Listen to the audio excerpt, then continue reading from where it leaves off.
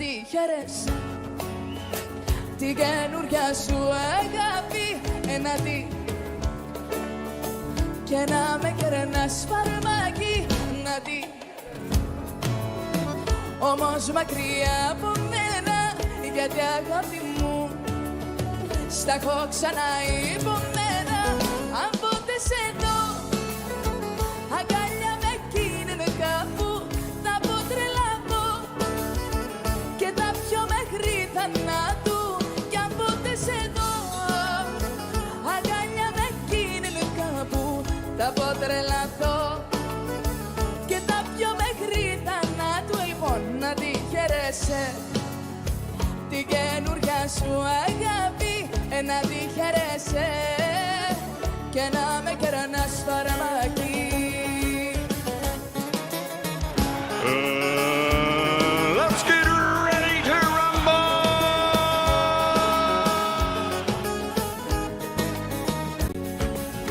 Να τη χαίρεσαι την καινούρια σου αγάπη να τη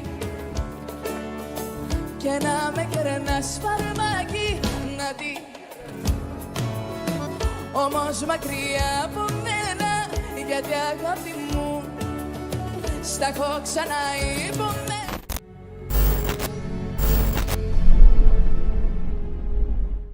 So why is Allah saying to him the following ayah? Stay away, ya Muhammad, from idols. You're supposed to be a follower of Jesus, and you're using words like that. Well, And it's you not my expect people to words. believe it's sincere. It's not my words. It's the words of Allah. Are you embarrassed of Allah?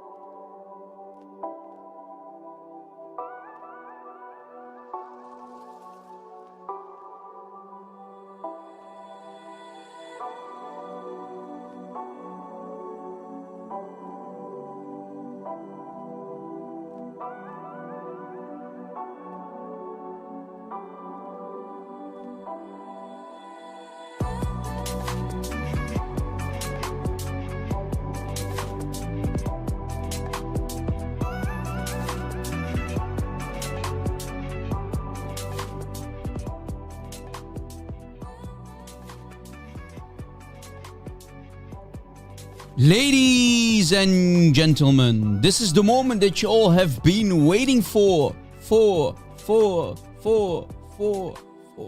It's time! You're listening to the live broadcast of your friendly neighbor, stream doctor, and Christian polemicist. The warrior for Christ, an enemy of Allah and his messenger. This is your favorite YouTuber. Now, speaking from cave, Hira.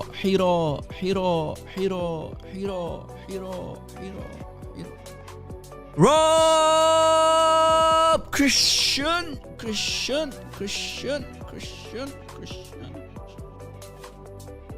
Please fasten your seatbelts because we are live, baby. We are back, baby. Let's go.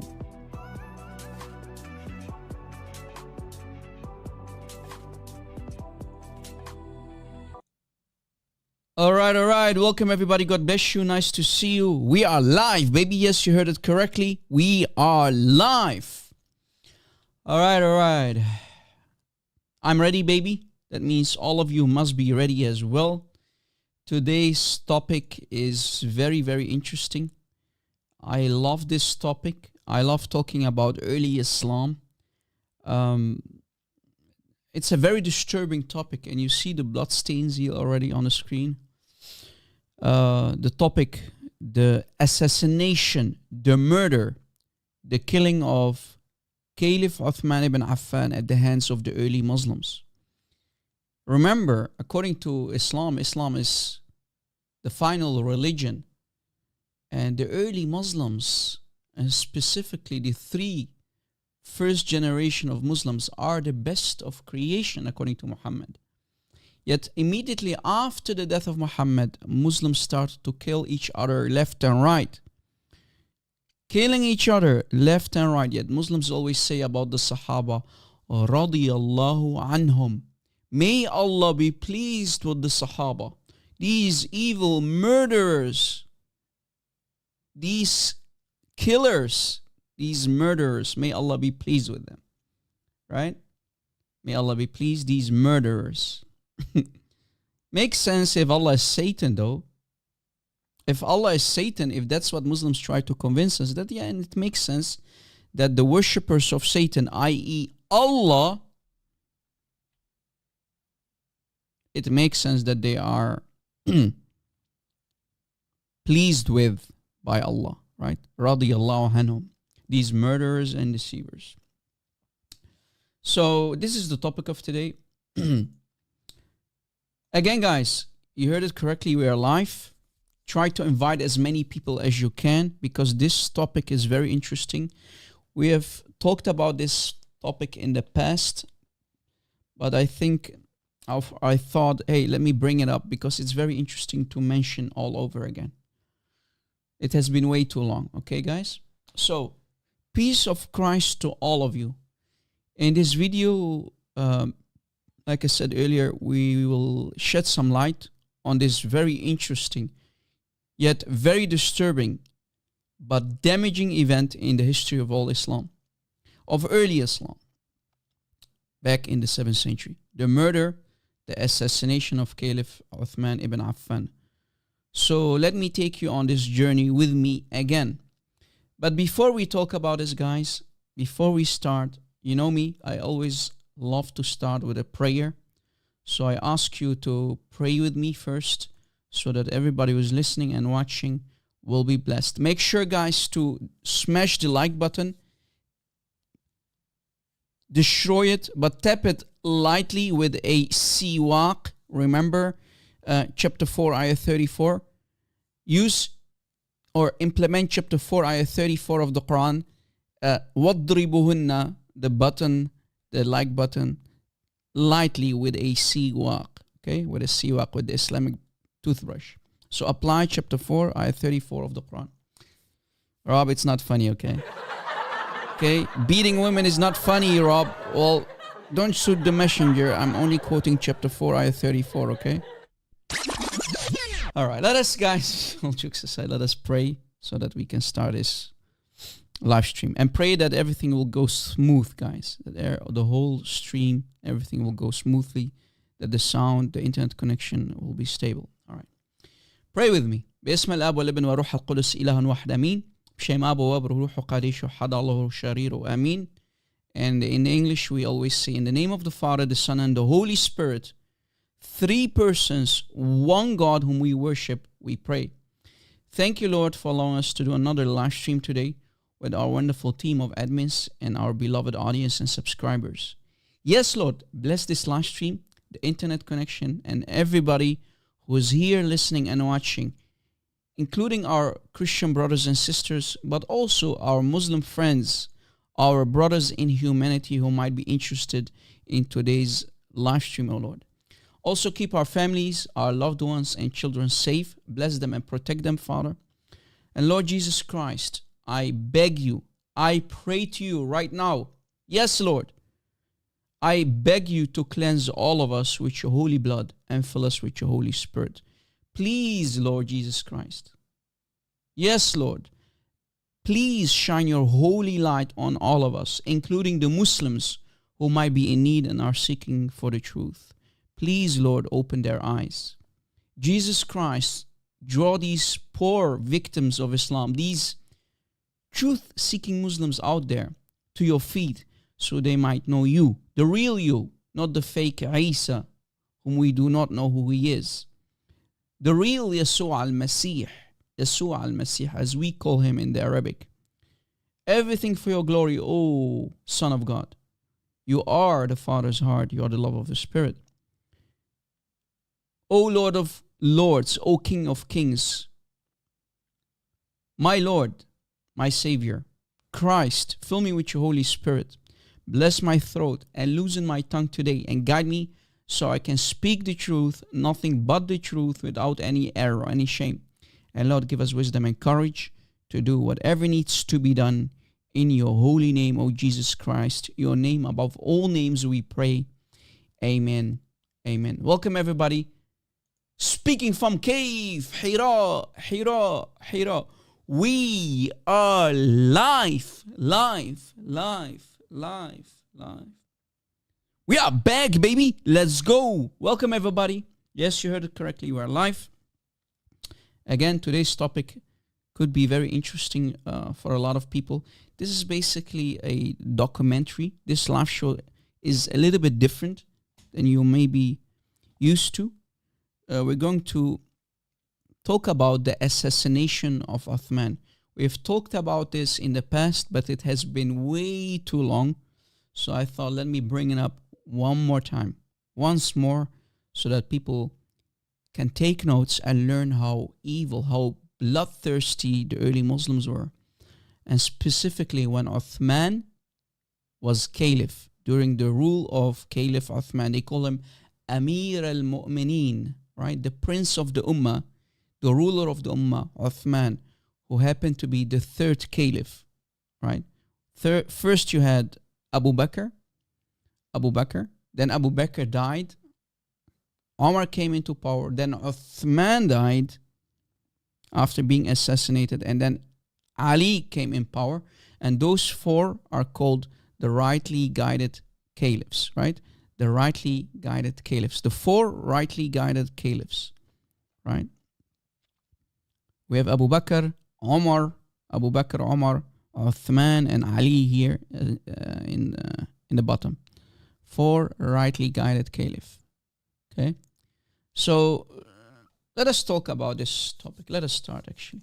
Guys, try to invite as many people as you can, please, because today's topic is very, very interesting. And again, guys, I don't think it's smart to open Skype, because I'm not here to debate for today. I'm here to do a documentary. This is a series among many series. Maybe in the past we'll also talk about other things like the Battle of the Camel, which is also a very interesting topic. What happened between Ali and Aisha? So maybe, Lord willing, we can shed some light on that topic as well. So pray that we can deliver in the future as well, guys.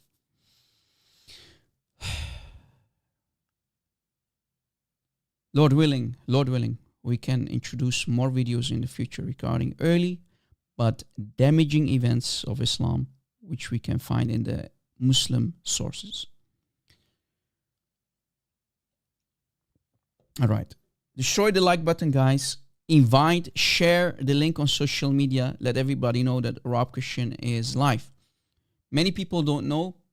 You have the option as well to subscribe to my Patreon account, patreon.com/RobChristian, for free these days. Patreon allows you to become a free member, because often YouTube does not push out notifications, guys, that Rob Christian is going to go live. So to be smart, adapt, because my channel is always shadow banned, and I'm often banned on TikTok as well. So the Bible teaches us to be as wise as snakes, right? So let us adapt, because I don't like to be silenced. But so now and then we have to adapt, and we have a beautiful platform like Patreon, where you can subscribe as free member, and you'll get then an email ahead of time when I am going to go live. So let us use it and abuse the system, and adapt to the shadow banning of Rob Christian. All right. Again, this live show is about the assassination, the murder of Uthman ibn Affan. All right. Uthman ibn Affan.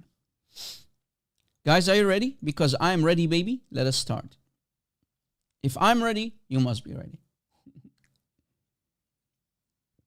Share, share, share. Invite, guys. Come on. Come on, baby. I know you can do better, guys. Here it says 148 people watching and only around 41 likes. Are you serious, guys? You're kidding me, right? Oh, okay, I refresh and now it's more than 100 likes. Okay, you can do much better, guys. Come on. Muslims, if you love Muhammad, your prophet, then destroy the like button as well. If you don't love him, then don't like. Yeah. All right, guys. Yeah, Rob, you're funny, Rob. Yeah, I know. Guys, have you, by the way, before we start, have you watched my live stream yesterday with Brother God Logic? Brother God Logic invited us to do a live stream yesterday with him. And boy, oh boy, we did some nice cooking. Were you there? Have you watched it? Man, it was an awesome live show, man. So, and glory to Christ, no Muslim had any answer. And even in the end of the live show, a Muslim decided to leave Islam, and he asked us, the kuffar, the Christians, to pray for him. So, man, that was awesome. What a live show that was. Yeah, and we took deep dives in the Islamic books, and we went to Al-Qurtubi, Tafsir Al-Qurtubi, we went to Bukhari, the collection of Bukhari, we went to Ibn Abbas, we went to Ibn Kathir, and we did some damage, we did some nice cooking, you know, and even Brother Avery from God Logic Apologetics, the host of that live stream, he even took on his head, his chef, he put it on his head. That was funny, man. Anyway, so glory to Christ, you know. Every week Muslims are leaving Islam because of the amount of cooking that we're doing. So glory to Christ. Pray for these truth-seeking Muslims out there, because I believe that there are many out there who are willing to use their brains and see how evil this cult is. See how evil this man-made cult is. That is literally built on bloodshed, murder and assassination. The early Muslims used to unalive and kill each other left and right. Only in two battles, guys, in two major battles, the Battle of Siffin and the Battle of the Camel, more than 80,000 Muslims got butchered, assassinated and killed. Imagine, two early battles. 80,000 Muslims got killed by other Muslims, not even Christians. Imagine. This is immediately after the death of Muhammad, guys. So what does that say about Islam? What does that say about the legacy of the false prophet Muhammad? All right, guys? So let us talk about...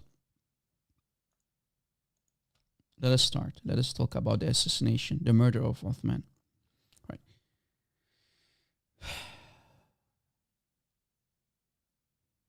The fourth rightly guided caliphs ruled the Islamic Ummah for 30 years, guys. So like I said, Abu Bakr, the first caliph, Umar, the second caliph, Uthman, the third caliph, the man of the hour, and Ali. They call them the fourth or the four rightly guided caliphs, the four rightly guided caliphs. They ruled together, these four ruled together the Islamic Ummah, the Islamic nation, for 30 years. Abu Bakr ruled for 2 years. Abu Bakr, the father of Aisha, ruled for 2 years. Then he died. Then Umar came into power. He ruled for 10 years. And by the way, it was Umar who abrogated the prostitution, the ayah of Mut'ah, in chapter 4, ayah 24 of the Quran. That Umar. And we have Uthman. He ruled for 12 years.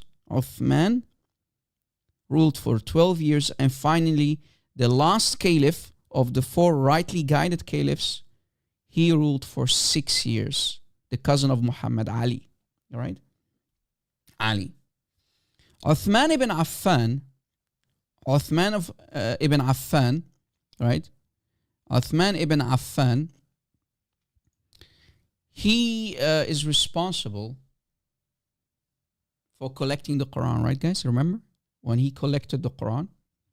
Most of you know him as Uthman, right? Uthman, Caliph Uthman. His full name is Caliph Uthman ibn Affan. He ordered Zayd ibn Thabit to collect the Quran, and then when he ordered the Quran to be compiled, collected and compiled, he ordered the Quran to be burned, right? To be burned. All the existing manuscripts had to be barbecued after sending all of these 5 copies to the 5 different regions, as you see here. In the 7th century, so when the Quran got compiled, 5 copies were created. They were sent to 5 cities: Medina, Mecca, Basra, Kufa, and Damascus. Damascus. Right? You know, some info. And because Uthman burned the original manuscript that used to be collected on bones, wood, stones, even stones, many people didn't want to hand over their original masahif, the original physical manuscripts. One of the reasons that led to that was actually one of the reasons for his murder at the hands of these Muslims and Sahaba around him. So one of the reasons is because Uthman ordered all of the existing manuscripts to be burned. I mean, if you collected the Quran in your personal Quran, right guys, from the mouth of Muhammad is supposedly receiving ayahs and he's reciting them. You know what? Jibreel just told me that chapter 5, ayah 101 just came down. Write it down, yeah, Abdullah ibn Mas'ud. So Abdullah ibn Mas'ud or Ubay ibn Ka'b, they wrote it immediately down in their masahif, right? Some of them tried to memorize it and they died, you know, in the battle of Al-Yamama. The battle of Yamama. Don't confuse it with your mama. Not your mama, Yamama. And they took a lot of ayahs that they memorized with them in their graves. So a big chunk of the Quran, they took it with them in their graves. And even the son of Omar said, don't claim that you have the entire Quran. Only say what you have, what survived. And we can find this in authentic hadith, by the way. So one of the reasons why they assassinated Uthman was him ordering the Qur'ans to be burned. And he burned actually 6 out of the 7 ahruf. Remember, Muhammad said that he received from Jibreel the Quran in 7 ahruf. Nobody knows what the 7 ahruf are. Don't confuse the 7 ahruf with the 7 qiraat. 2 different things, okay? So Uthman was the one who ordered 6 out of the 7 ahruf to be burned. So in this video, guys, we will go through some topics. We'll go through some sources that we can find in the Islamic books. And we'll continue from there. So let me show you this book. I've showed this book earlier in the past. Kitab al-Masahif by Abu Bakr ibn Abi Daud. This is the son of the writer of the Sunan Abi Daud. So this is the son, right? This is Abu Bakr ibn Abi Daud al-Sajistani, the son of the writer, the compiler of Sunan Abi Daud, among the Kitab al-Sitta, right? The 6 authentic books. So this is his son, okay? All right. On pages 241, we have an authentic hadith, hadith number 119. It says, حدثنا عبد الله ثناء أبو الطاهر ثناء ابن وهب قال, and it continues, the chain of narration that is authentic, the hadith that is authentic. It continues on the next page. Look, it says إسناده صحيح. Do you see it? 3, pay attention to the footnote. We have always the dividing line underneath footnote, not Ibn footnote, not Sheikh Ibn footnote, no, the footnote. And we have always the editor's footnote, and to point out if a hadith, let's say, is sahih or not, or some extra information. It says here, isnadu sahih. We go up, we see that it's talking about this hadith. Okay, what does it say? When Imam Malik, the founder of the Maliki Sunni school, right? Remember, in Islam, you have four main madhab. The madhab of Imam Malik, the founder of it, was asked about the Mus'haf of Uthman. Imam Malik was asked about the Mus'haf of Uthman. عن مصحف عثمان رضي الله عنه. فقال لي, Malik told him, Imam Malik told him, ذهب. What does it mean, Rob? It means, according to Imam Malik, the Quran of Uthman, the manuscript of Uthman, does not exist anymore. It's gone. Gone with the wind, as you see on the screen. Do you see it? So guys, even early Muslims in the 8th century after Uthman, like Imam Malik, the Imam Malik said in this authentic hadith that the Mus'haf of Uthman, the physical copy, the manuscript of Uthman, the original, it's gone. It does not exist anymore. Guys, invite, destroy the like button, apply chapter 4, ayah 34 on it, destroy it, beat it with, tap it lightly with a siwak. Gone with the wind, brother. Exactly, RJ. Guys, forgive me if I did not mention your names today, but Dragon the Nearest, Brother Phil, Andrew, all of you guys, thank you for being here, the admins, everybody. You are my dear brothers and sisters. You have been with us for so many years now. I can't thank you enough, guys.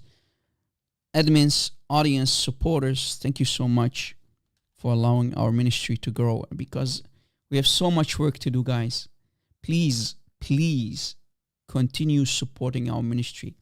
Our work is very damaging. As you have noticed, I'm not sure what's going on lately.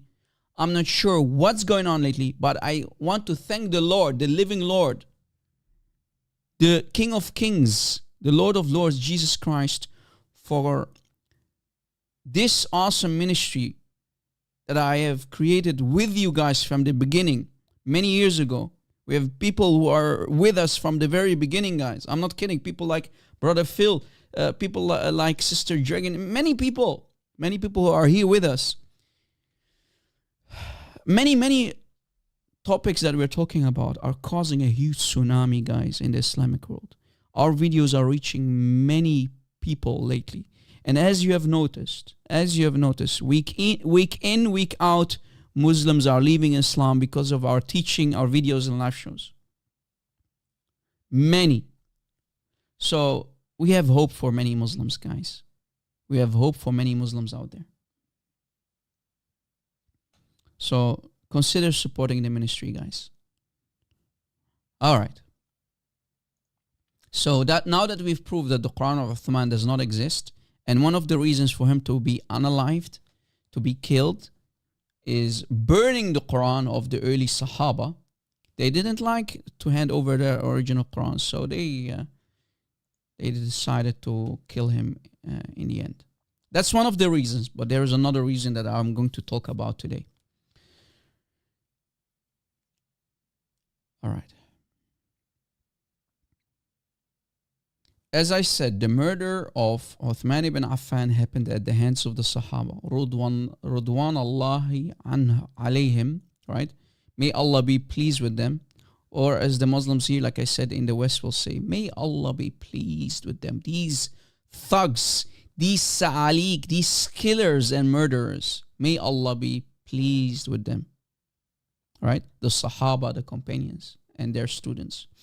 Like in the Battle of the Camel and the Battle of Siffin, as we mentioned in the beginning of the live show, around 80,000 Muslims were killed. Imagine, first generation of Muslims butchering one another, left and right after the death of Muhammad.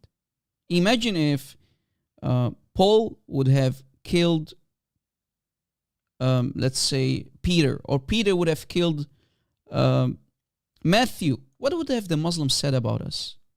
But that's literally what the Sahaba did to one another. They took each other's heads off with swords. They used to put spears in each other's bellies, killing each other left and right. like animals, as if you are butchering an animal. Bloodthirsty cult started immediately, right? Immediately. Imagine. And they call this the religion of God. I mean, what legacy did Muhammad leave behind? Nothing but bloodthirsty animals and savages, right, guys? This is the black history of early Islam. So let us see, guys, what we can find in the Muslim sources about Uthman's killing. In the book of Imam al-Suyuti, Tarikh al-Khulafa, on page 125, we read, in the Islamic year 646, Uthman removed Sa'd bin Abi al-Waqqas as ruler in Kufa, which is nowadays Iraq. So Uthman, when he came into power, guys, he made some political decisions that were not that smart. He was not a smart ruler, guys. Uthman was a horrible ruler. He made some bad political decisions, okay? So he removed the ruler of Kufa, the city Kufa, right? Which is nowadays Iraq, a city in Iraq. And he appointed in his place Walid ibn Uqba Abi Mu'ayt as the new governor of Kufa, who was a Sahabi and, of course, the brother of Uthman from his mother's side. So, guys, what's going on, if you noticed, Uthman, right, Uthman, always putting his own family members on important positions. So he's giving power to his own family member over other people. And that was one of his main reasons, to make his family rule the ummah. Right, guys? So he made really bad decisions, political decisions, as the Caliph of the ummah, right? The Caliph of the Islamic nation. And many people hated him for that. I mean, why would you point your own family? To keep it in a family, to keep the power in his family. Right? So he put his own brother as the new governor of a very important city like Kufa. It was a big city, a very important city in the Islamic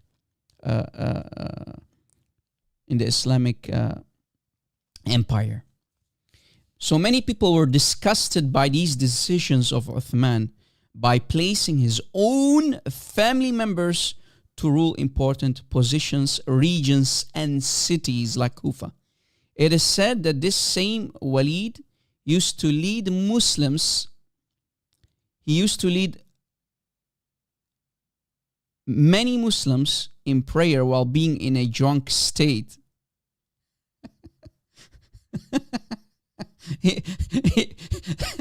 Imagine, guys, Al-Walid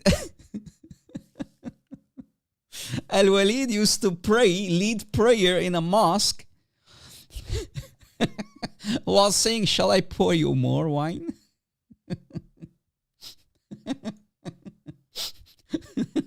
Sorry, guys. So imagine Sahaba praying in the mosque while being drunk. And we actually have a hadith for it. Look, I have a hadith so that Muslims don't call me a liar. In Sahih Muslim, look. Sahih Muslim 1707a, it says, Bin al-Mundhir Abu Sassan reported, I saw that Al-Walid was brought to Uthman ibn Affan as he prayed 2 rak'ahs of dawn prayer, and he said, "May I pour you more? May I make an increase for you?" Meaning referring to wine, guys. Right? Imagine he's leading the prayer and he's asking people, "Shall I pour you more wine?" while praying. So what did they do, guys? They brought him and he got flogged. They flogged him for leading the prayer while being drunk. Do you see it? And he got flogged. He got flogged. Flog him! Do you see it? and he received 40 stripes. Abu Bakr gave him 40 stripes, and Omar gave him 80 stripes. Do you see it? And Muslims cannot agree how many flogging he got, but someone here in the bottom saying it should have been 40. So he was literally leading the prayer while being drunk. That's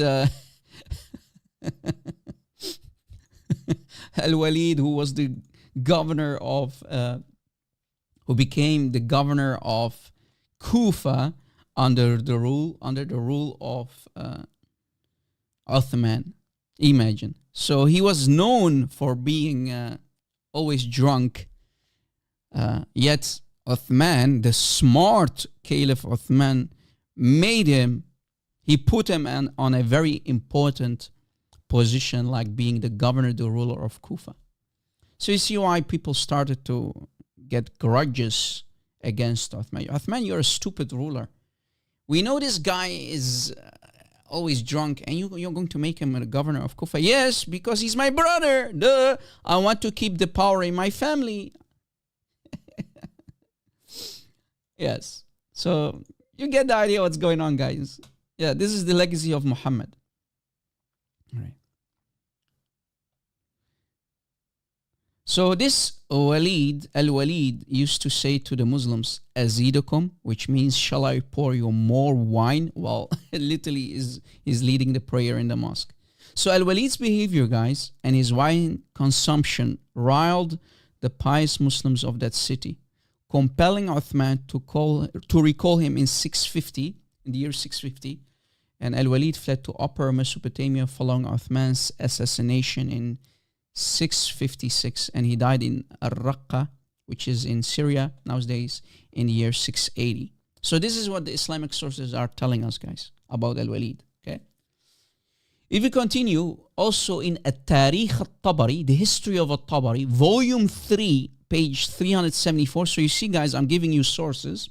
We read that Amr bin al-As tried to give Uthman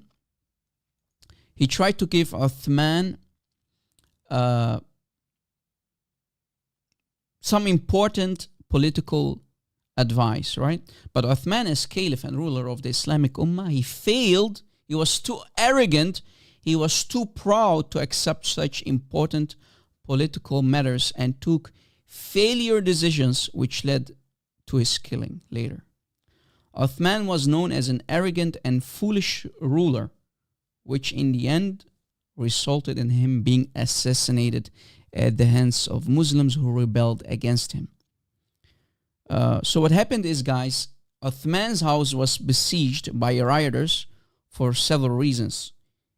Chief of these being the appointment of his relatives, right?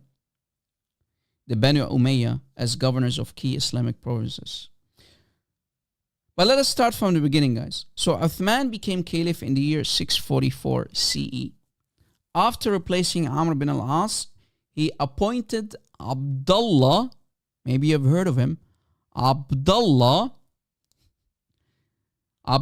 himself as governor of Egypt. Guys, you know who Abdullah is? Any people in the chat? Do you know who Abdullah bin Abi Sarh is? Anyone knows?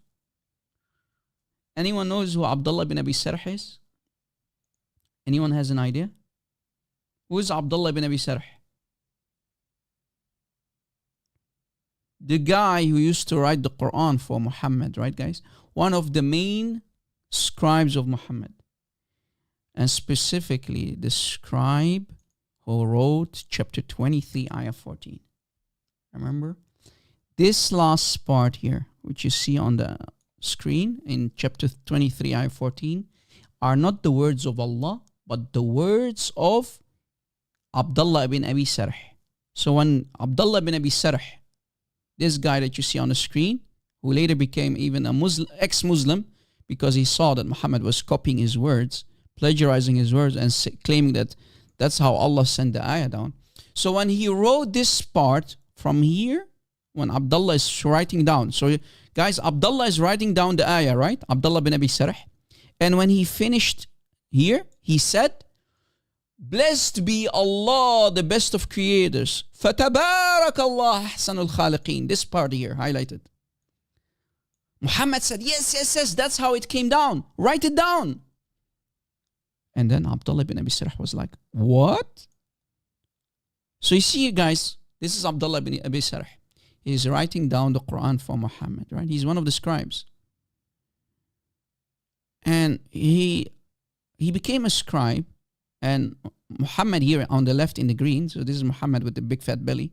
He said, write down chapter 23, ayah 14. Write down Surah Al-Mu'minun, right? The believers, chapter 23, ayah 14.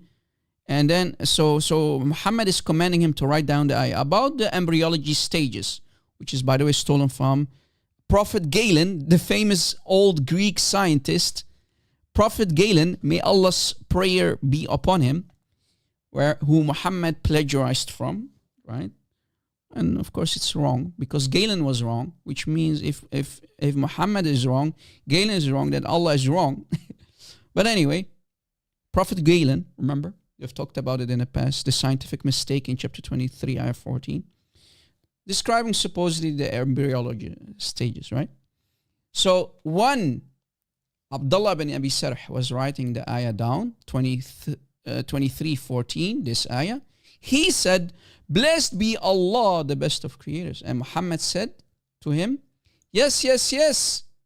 That's how it came down. Look, as you see on the screen, guys, you're seeing it on the screen. Ibn Abi Sarh, Abdullah ibn Abi Sarh said, so blessed is Allah, the best of creators. And Muhammad here says, write it down. Yes, that's how it was. Send it to me. This is how Jibreel sent it to me. Because Muhammad loved the words of Abdullah bin Abi Sarh. And it fits the rhyme of the Quran. Remember, the Quran is nothing but a rhyme. It's poetry. It rhymes. Abdullah bin Abi Sarh on the right says, this is nothing but a joke. These are my own words. These are my words. If Muhammad is a prophet, if Muhammad claims to be a prophet, then I am a prophet as well, because these are my words. Right? These are my words. So if Muhammad claims that this is divine inspiration, then I am receiving divine inspiration as well. So you notice that Muhammad is a big fat liar. Like Muhammad was always plagiarizing the legends of the Jews, the Asatir al-Awwaleen, and the legends of the Christians, claiming that this is divine inspiration from God. Yet these legends are created by Christians and Jews. And remember, Muhammad's one of his nicknames is the ear. And even in the Quran, we see that people are accusing of Muhammad, accusing the false prophet of Islam to be nothing but a mad poet, Sha'ar Majnoon. These are Asatir al-Awwaleen. Ya Muhammad, you're a big fat liar. You're only repeating, you're an ear. Whatever you hear, you put it in the Quran. So Abdullah ibn Abi Sarh was like, hey,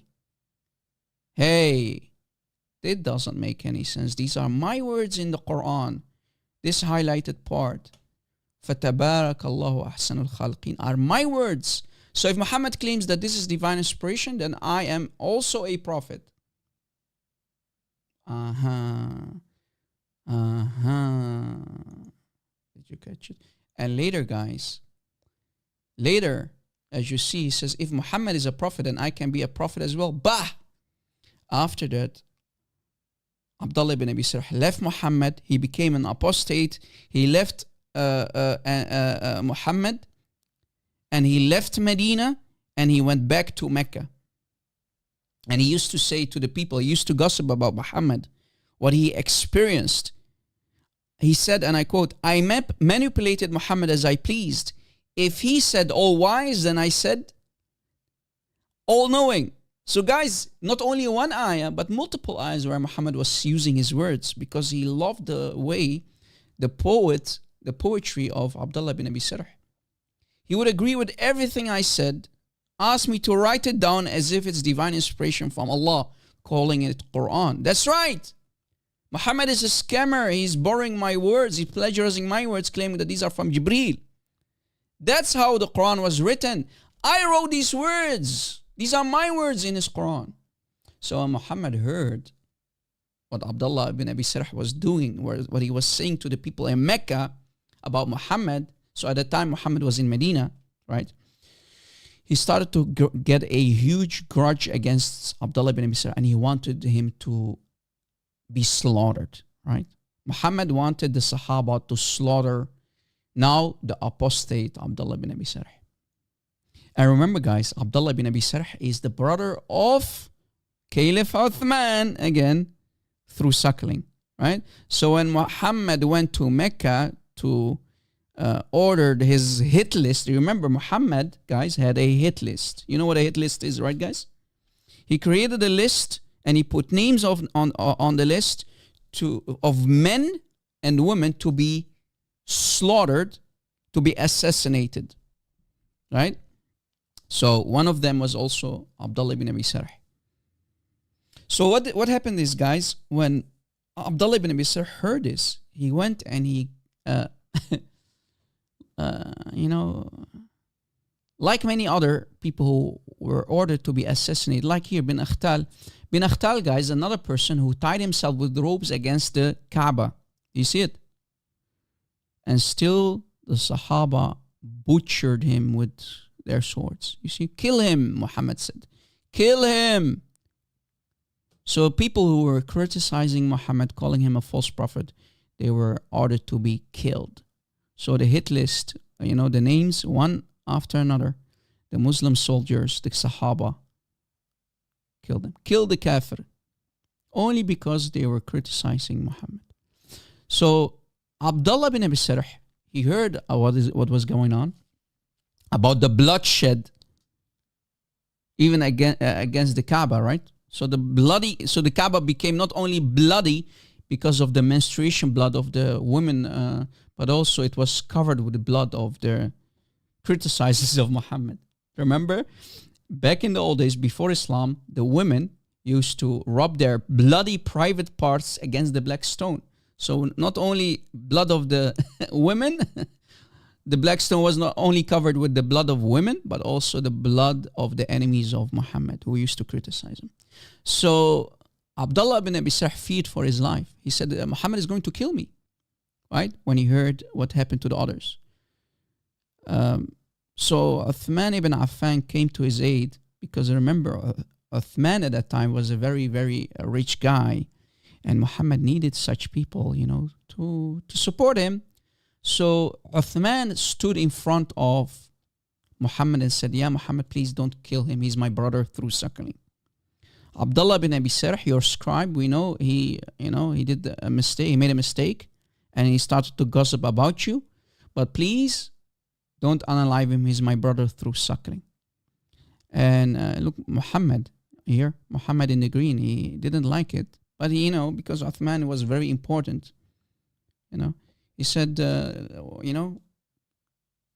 he said to the Sahaba who led Abdullah ibn Abi Sarh to stay alive, he said, you should have killed him, right? And one of the Sahaba said, yeah, Rasulullah, you should have winked with your eye so that to give us a signal to kill him. Muhammad said, the prophets do not wink. So Muhammad came with an excuse that prophets of Allah do not wink.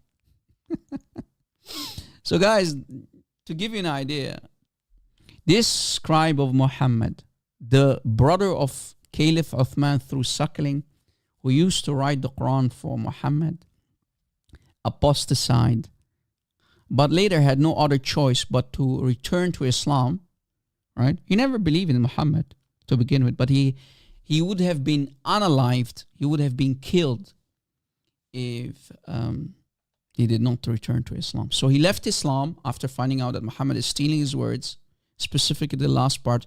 So blessed be Allah, the best of creators, in chapter 23, ayah 14. Just to give you an idea, guys, what was happening, right? So, if we go back to the main topic,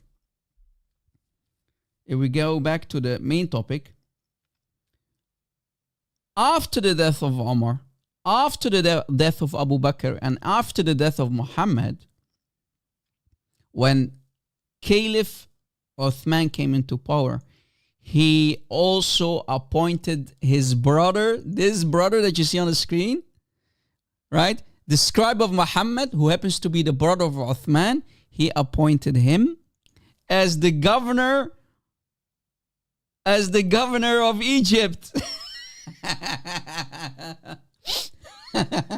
Again, placing one of his own brothers on an important position, a high position in the Ummah.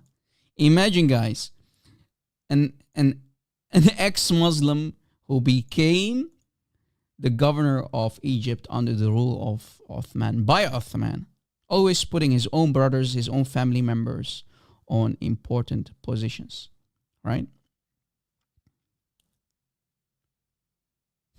Funny stuff.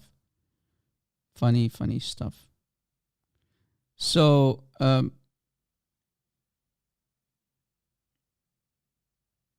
in Tarikh al-Tabari, guys, volume 3, page 389, in Tarikh al-Tabari, volume 3, page 389, we can read the following.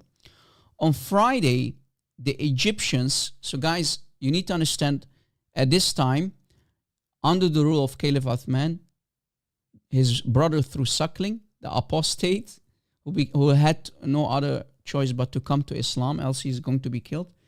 The people in Egypt, the Egyptian Muslims, they came to Medina, right? To Medina. When Uthman was leading the Muslim prayers, when Uthman was leading the Muslims in prayer, climbing the minbar of the mosque, Uthman started to throw curses at the people of Egypt. Why? Because he heard that they were criticizing his brother, Abdullah ibn Abi Sarh. They were criticizing him. They didn't like him to be the ruler, the governor of Egypt. So Ali ibn Abi Talib, guys, Ali ibn Abi Talib, the cousin of Muhammad, asked Uthman, Ya Amir al-Mu'mineen, O Caliph Uthman, why are you cursing these people from Egypt? They came to talk to you. Why are you cursing them? Ali asked Caliph Uthman. Why are you doing that, ya Uthman? Why are you cursing these people from Egypt? Why are you cursing these people in such a way? They came to complain to you about Abdullah ibn Abi Sarh, right? About Abdullah ibn Abi Sarh, the scribe of Muhammad. And they came to complain and ask you, a request to you, to replace him as the governor of Egypt. So they are asking you to replace him, and not a man for another man. So what's the issue? Why are you not, taking their advice? So, Uthman had no other choice, and he accepted their advice, their choice to replace Abdullah bin Abi Sarh, right? Abdullah bin Abi Sarh, to choose a new governor of Egypt. And their choice was Muhammad ibn Abi Bakr, the son of the father of Aisha, Abi Bakr. So they wanted Muhammad ibn Abi Bakr to become the governor of Egypt. And if we continue and we see what the Islamic sources tell us, and specifically in the book of Jalaluddin al-Suyuti, Tarikh al-Khulafa, the history about the caliphs, Tarikh al-Khulafa by Jalaluddin al-Suyuti, on page 127 we read that Uthman agreed on the position of Muhammad ibn Abi Bakr as the new governor of Egypt after replacing this guy here, Abdullah ibn Abi Sarh, his brother, through suckling. In the meantime, like I said, Uthman was always bad in political decisions. He made very, very bad political decisions that led to his assassination, to his murder at the hands of Muslims. Right? So what happens is, guys, Uthman sends in secret, listen carefully, guys, I hope everybody's with me. Guys, I hope I'm not putting you asleep. Should I continue? Are you interested for me to continue? Because I think this is very interesting. The black page, the black history of Islam, the assassination of Caliph Uthman. Are you interested, guys, for me to continue? I hope I'm not putting you asleep, because as you notice, this is a different kind of live show today. This is basically a documentary, right? And if it's a success, maybe we'll continue this kind of series in the future as well, if you guys like it. Not sure. We'll see. We'll see. So guys, okay, a lot of people are saying continue. Someone is saying even I'm fascinated. Really? You like it? You likey, Mikey? Okay, beautiful. Beautiful. Rama is asking, is there any caliph that is not assassinated? Pretty much no. Most of them got assassinated.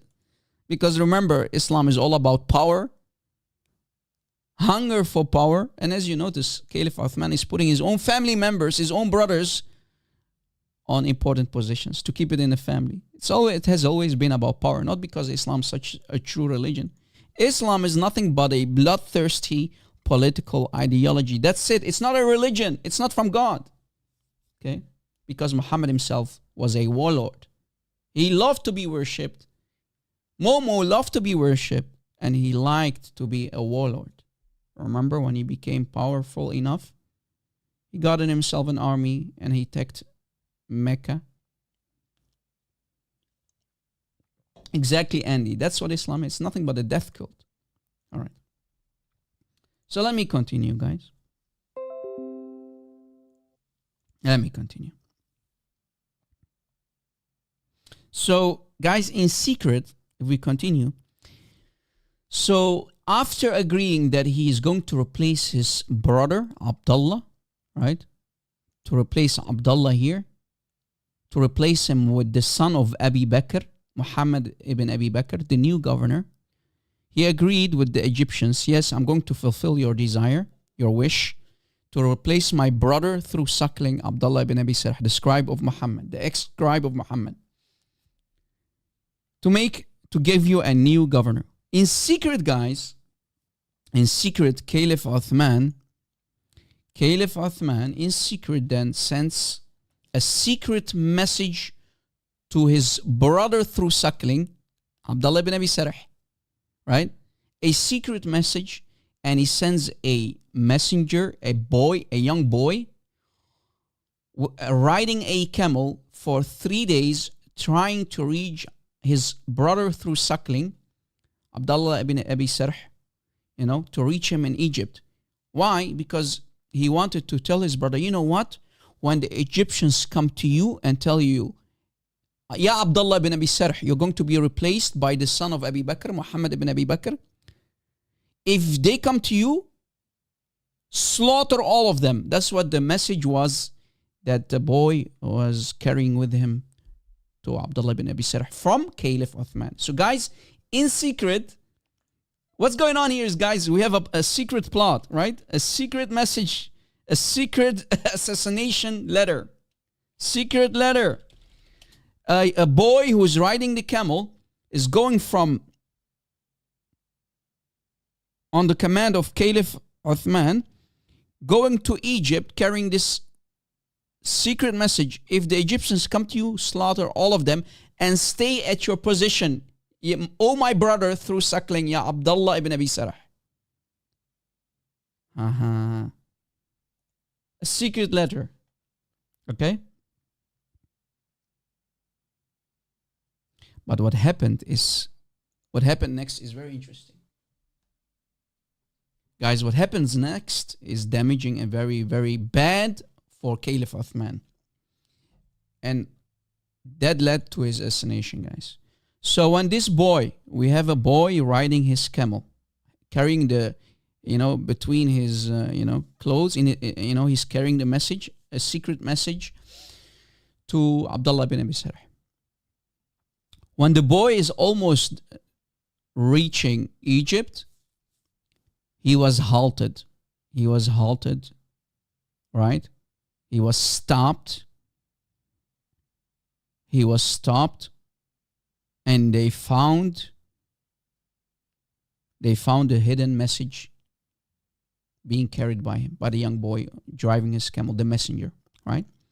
He was stopped by the companions of Muhammad bin Abi Bakr, the son of Abi Bakr, the father of Aisha.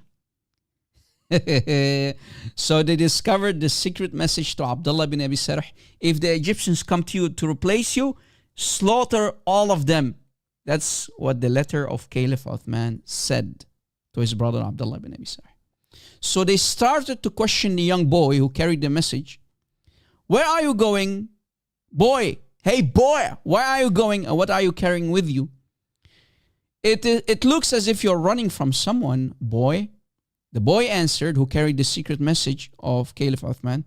He said and answered, I am the boy of Amir al-Mu'mineen. I am the messenger of Amir al-Mu'mineen, the Caliph of the Ummah, Caliph Uthman. He ordered me to carry this message to his brother through suckling, the governor of Egypt, the current ruler of Egypt, his brother through suckling, Abdullah ibn Abi Sarh.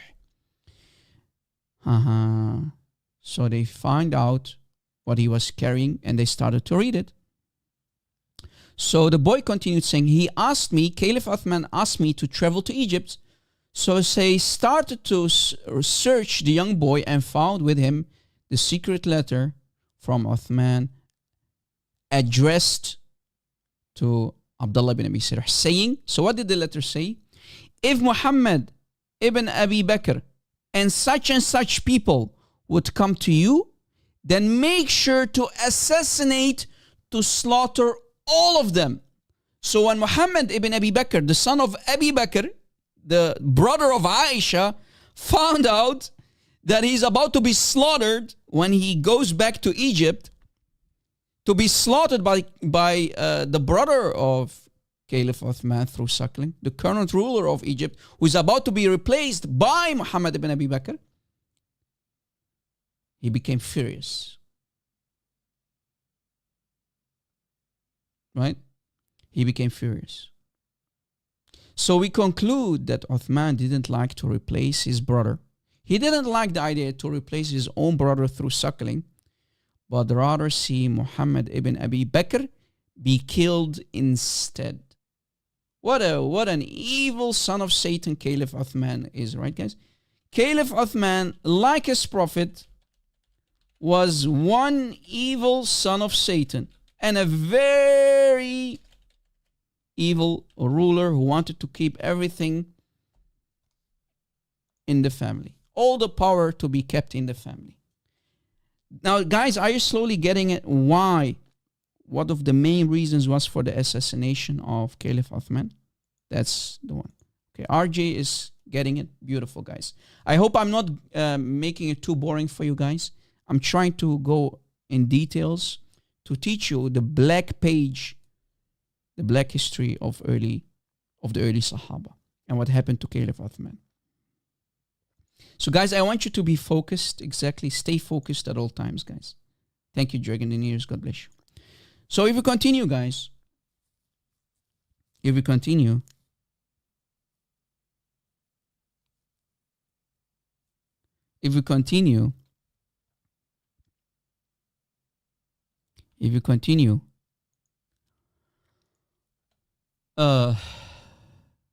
When the companions of Muhammad Abi Bakr discovered, as I said, this secret plan of Caliph Uthman, i.e. the assassination of Ibn Abi Bakr, right? Muhammad ibn Abi Bakr and his supporters who wanted him to become the replacing governor, right? The new governor of Egypt, when they found this hidden message carried by this boy who is riding his camel for 3 days, they became furious and they went back to Caliph Uthman in Medina, right?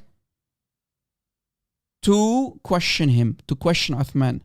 Is this your letter? Is this your plan that you've been cooking to kill all of us, to slaughter all of us, just because we want to get a new governor of Egypt to replace your brother through suckling? So they guarded Ali. So they went to Ali, they went to Talha. These are famous companions, guys. If you don't know them, you really need to do some homework. And I'm talking to the Muslims who are listening as well. So they guarded Ali, the cousin of Muhammad. Talha, another famous companion of Muhammad. Az-Zubayr, who by the way did mut'a with another sister of Aisha, Asma bint Abi Bakr. That Az-Zubayr, and his son is a product of mut'a, Abdullah bin Az-Zubayr. That Az-Zubayr, okay? And also Sa'ad, another companion, who were all known as the famous companions of the Prophet of Islam, the fake prophet of Islam, Muhammad. So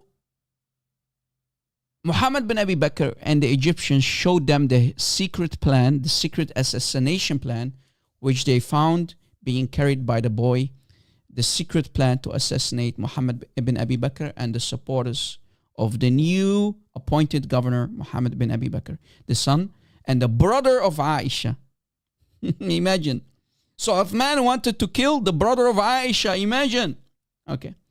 Now, people of Medina started to look strange at Uthman. Yeah, Uthman, you're one evil son of Satan. You son of a bitch! You want to kill the son of Abu Bakr? The brother of Aisha? Well, before that, you accepted the request that he is going to become the new ruler of Egypt, replacing your brother, Abdullah ibn Abi Sarh. As we mentioned earlier, guys, Uthman made a very, very poor decision which led to his killing. Now, what happens next is very interesting, guys. So Ali radiallahu anhu, Ali, may Allah be pleased with him, the cousin of Muhammad, confronted Uthman and told him, is this your boy? Is this the boy that you have sent with the secret plan to Egypt, to your own brother?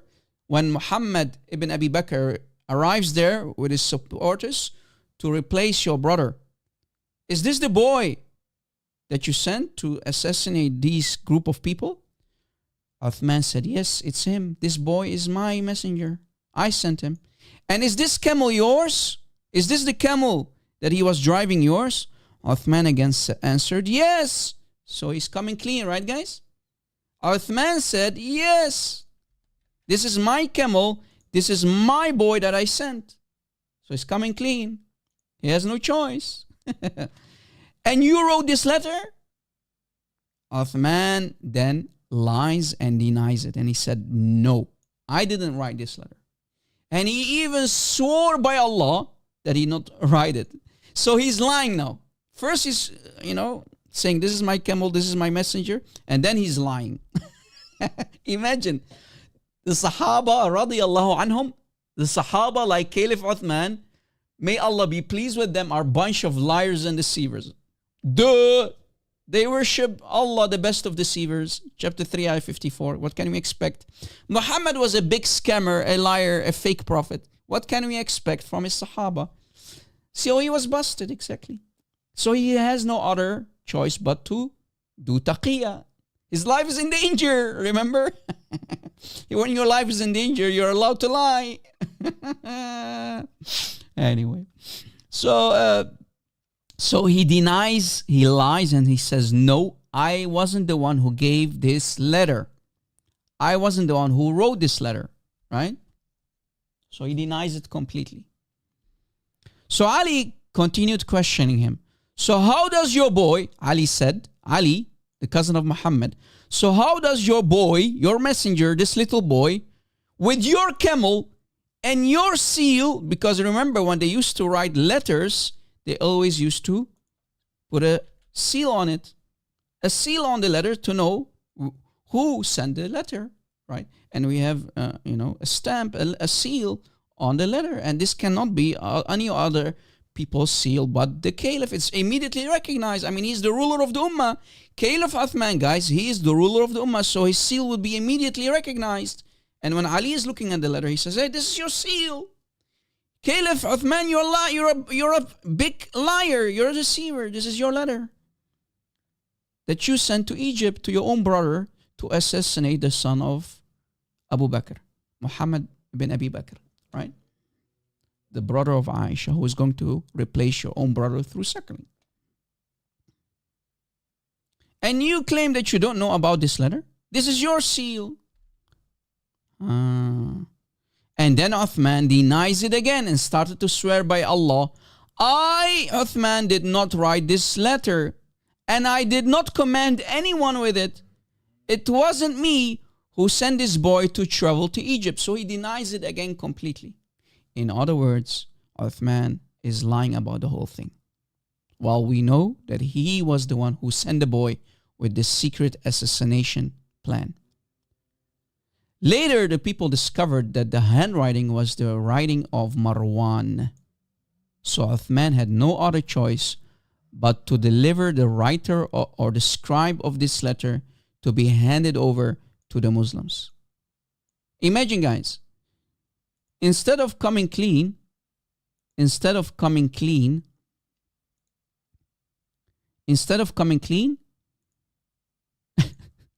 he gives the scribe of the letter. Remember, these rulers had their own scribes. You know, write me a letter, Ya Marwan. So instead of coming clean, he points fingers. He says, Marwan did it. Poor Marwan, an innocent scribe, was given the blame. So Uthman told Marwan then in secret to flee. Before they caught Marwan to kill him, Uthman told Marwan to flee. As you see, Uthman was not that smart. Instead of saving his own ass, instead of Caliph Uthman saving his own ass, he made it worse for himself, commanding the scribe Marwan to flee in secret. So Uthman was not that smart. He made very bad political choices. He was very arrogant and very foolish in his political decisions. So the people are becoming angrier and angrier and angrier, guys. The people are becoming angrier and angrier and angrier by the second. And they started to surround the house of Caliph Uthman. So the house of Caliph Uthman, the ruler of the Ummah, is being now surrounded by Muslims. Right? They are surrounding his house. The angry mob started to demand a new caliph. We don't like Caliph Uthman anymore. He is a scumbag. He wants to kill innocent people, and specifically Muhammad bin Abi Bakr, the brother of Aisha, and the people of Egypt who want a new ruler of Egypt, a new governor of Egypt. So people are getting furious. We can't accept to follow this Caliph Uthman. We want a replacement. We want a new Caliph instead. And they even, when they are surrounding, so guys, what was happening is they are surrounding his house. They are surrounding now the house of Caliph Uthman. And they even forbid anyone to bring water inside the house. Imagine. So they are making him die from thirst. His wife is there, probably his children, right? Remember, Uthman was married. So we know, according to the Islamic sources, his wife is also in the house, right? So Uthman asks, is Ali with you? Right? While the people are, surrounding the house outside. They said, no. Is Saad with you? So what is happening is, guys, Uthman wants help. Uthman wants help. And he's asking if Ali is there. Is Ali there? No. Is the other companion Saad there? No. Again, they said no. No, nobody's here to come to your aid. When finally the message was heard, when Saad discovered that the house of Uthman is being surrounded by an angry mob who want to basically kill him and put a new caliph instead of him, appoint a new caliph instead of him, Saad himself sent his own son, and so did Talha, another companion, send his son. So the Sahaba didn't go there. They sent their children instead. Imagine, guys. And a group of the Sahaba of Muhammad also sent their sons to forbid the people to enter upon Uthman, to protect him from being butchered. Because they demanded Marwan to be delivered. But Marwan already fled. The scribe already fled. Right? So the people then started to shoot arrows at the door of Uthman. They became so angry, they wanted blood. They demanded blood. So what did they do? They started to shoot arrows at the door of the Caliph Uthman himself, injuring Hassan, the son of Ali, in the process. So they injured Hassan, Al-Hassan, the son of Ali, who is also the grandson of Muhammad, right? The Caliph of, the Prophet of Islam. Hassan is being injured in the process. So Hassan received an injury and his blood started to flow. And one of the arrows, also reached Marwan. So he was about to flee.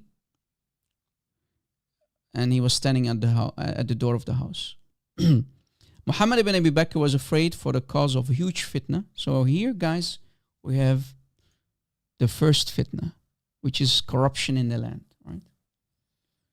Muslims will often mistranslate it and say these are the trials. Right? But we know the actual meaning of fitna. Fitna means corruption in the land. Who caused the corruption in the land? Caliph Uthman, with his bad political decisions. Right? Fitna.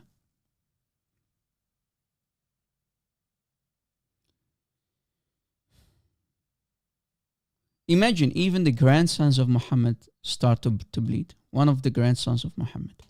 So when the people of Banu Hashim see the blood on the face of the grandson of Muhammad,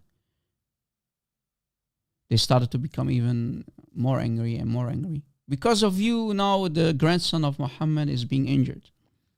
So let us enter, Ya Caliph Uthman. We're going to enter upon you and kill you without people knowing. So they wanted to enter and not cause too much fitna, not cause too much corruption among the people.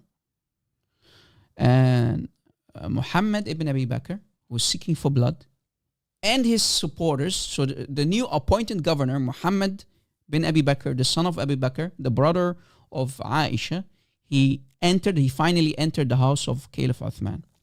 Finding Uthman alone with his wife in the house, Muhammad entered and grabbed Uthman by his beard. Guys, they entered and grabbed Uthman. The brother of Aisha grabbed Uthman by his beard. Guys, when you grab in the Arab world, if you grab a man by his beard, if you grab him by his beard, you know what that means, guys? When you grab a man, you take a hold of his beard. You know what that means? You know what this means? You're basically taking his manhood in your hands. Right?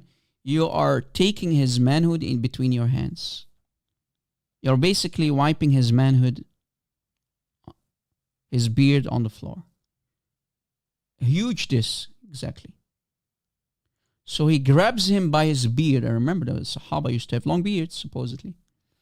So he grabs him by his beard. The brother of Aisha, the new appointed ruler of Egypt, Muhammad bin Abi Bakr, grabs him by his beard. And he used to and started to insult him, right? And two supporters of Muhammad bin Abi Bakr were able to enter the house and slaughtered Caliph Uthman, right? They slaughtered him on the spot and left. Then his wife started to scream. The wife of Caliph Uthman started to scream, Amir al-Mu'mineen has been slaughtered. The people then entered the house and saw Caliph Uthman butchered on the floor, his blood flowing, literally killed, butchered like an animal. Now let us read, guys, together. I want you to be focused. This is very interesting stuff. I know it's very evil, yet these Muslims say, the Muslims of today still say, the Sahaba, may Allah be pleased with them. These bloodthirsty, these killers, these murderers, may Allah be pleased with them. Imagine. If you continue reading in the Islamic books, and specifically Tarikh al-Tabari, the history of al-Tabari, by Imam al-Tabari, the same guy who wrote the tafsir of al-Tabari, right? That al-Tabari. In Tarikh al-Tabari, the history of al-Tabari, volume 3, page 423, after the from, it says that Abdurrahman ibn Muhammad, that Muhammad ibn Abi Bakr entered upon Uthman, with him Kinana ibn Bishr, and Saudan ibn Hamran, and Amr ibn Humaq al-Khuza'i. So we have the names, guys. We even have the names. We are mentioning the names of the people who saw Uthman with his wife. So guys, these people that I mentioned, they entered the house of Uthman to kill him. to slaughter him, to assassinate him. Right? When they found Uthman together with his wife, supposedly the Islamic sources tell us when they entered his house to kill him, they found Uthman reading the Quran, the Mus'haf, right? The Quran. While Uthman is reading Surah Al-Baqarah, he's being butchered. Imagine. So he's reading Quran and his blood starts to flow on the Quran pages. So the Quran is covered with the blood of Uthman. While he's reading Surah Al-Baqarah, the chapter of the cow. Right? The chapter of the cow. Muhammad ibn Abi Bakr, the brother of Aisha, the new ruler, the new appointed ruler, the son of Abu Bakr of Egypt, the new appointed ruler, approached Caliph Uthman, like I said earlier, and grabbed Uthman by his beard, grabbing his manhood between his fingers, and said,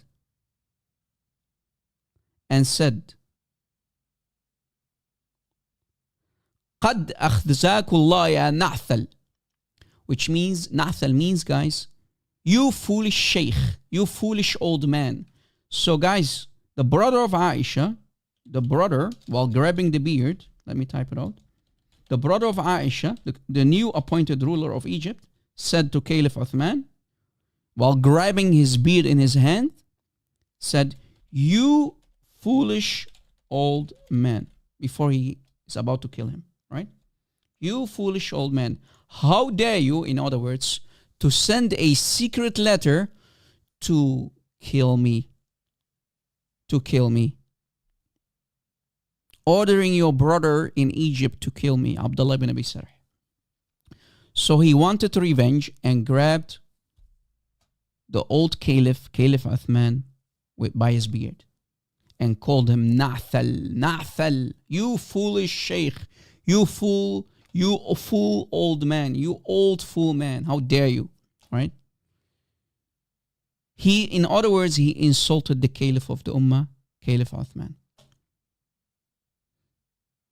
And Uthman responds, guys, before he's about to be unalived, before he's about to be butchered, he says, لست بنعثل لكني عبد الله وأمير المؤمنين. I am not an old foolish man, Caliph Uthman said. I am the slave of Allah and I'm the Caliph of the Ummah. I'm the Caliph of the believers, meaning the Caliph of the Islamic nation. I'm the Amir of al-Mu'mineen. Right? I'm not a foolish sheikh, as you claim. Let go of my beard. I am the slave of Allah. I'm the Caliph of the believers, of the Muslims.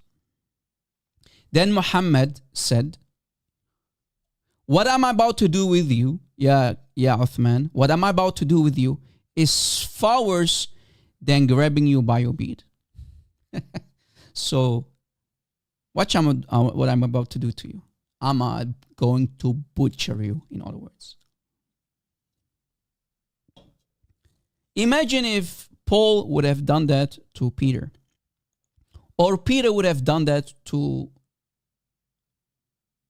Matthew.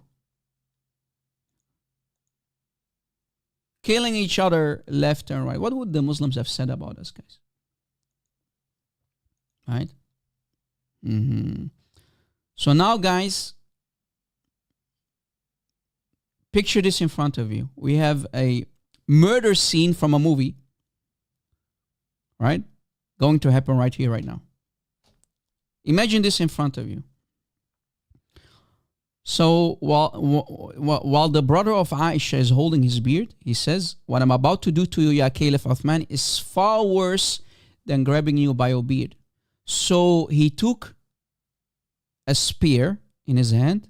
The brother of Aisha, Muhammad bin Abi Bakr, took a spear and stabbed Caliph Uthman in his forehead. Then Kinana ibn Bishr, the other person, Kinana ibn Bishr stabbed Uthman with a same sort of weapon in his ear. Wow. This is like a horror movie, guys. So we have two people. The brother of Aisha stabbing Caliph Uthman with his spear in his forehead. Then we have Kinana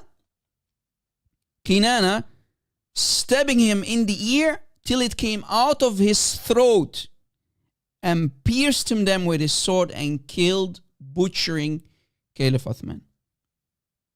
In other words, guys, Kinana raised up spears and started to stab Uthman over and over in his ear until they reached, these spears reached inside his throat.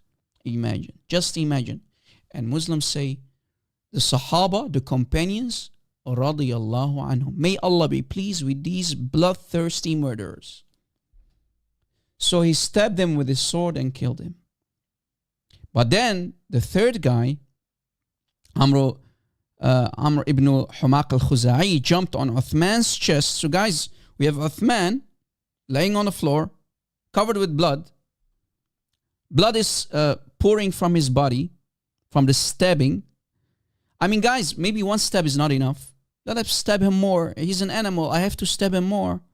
I need to take revenge.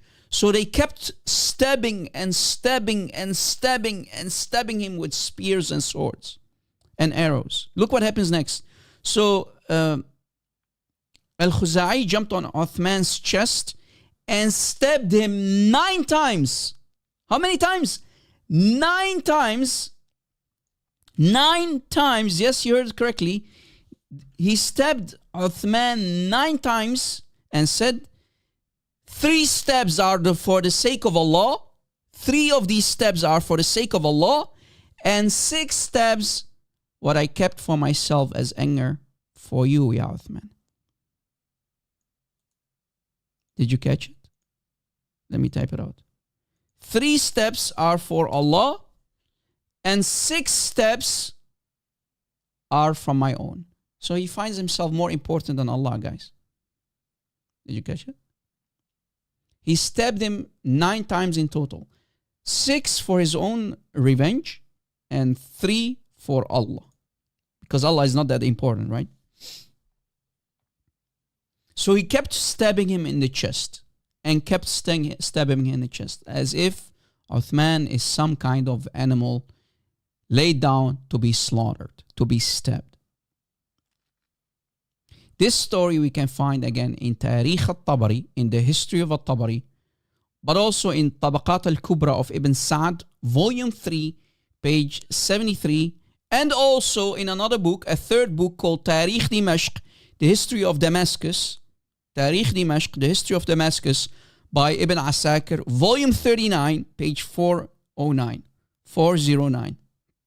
Tarikh Dimashq of Ibn Asakir, volume 39, page 409. You see, guys, I have the sources. Okay, we have everything we get from the Islamic sources. We are not inventing anything new. Anything that I'm telling you guys, found in the Islamic sources. At-Tabari, guys, on page 438, At-Tabari reports on page 438 the details about also the burial of Caliph Uthman. So what happened after the assassination? Guys, I hope you're not too disgusted. I hope that, but this is the black history of Islam. We can't be politically correct towards this evil murdering cult, this evil death cult, which is Islam. And as you notice, this is the legacy. This is the blood legacy of Muhammad. All right? The Sahaba, the companions of Muhammad, were all a bunch of murderers. They took matters in their own hands, as you see, as you noticed. So Tarikh al-Tabari reports on page 438 that the body, the butchered body of Caliph Uthman ibn Affan,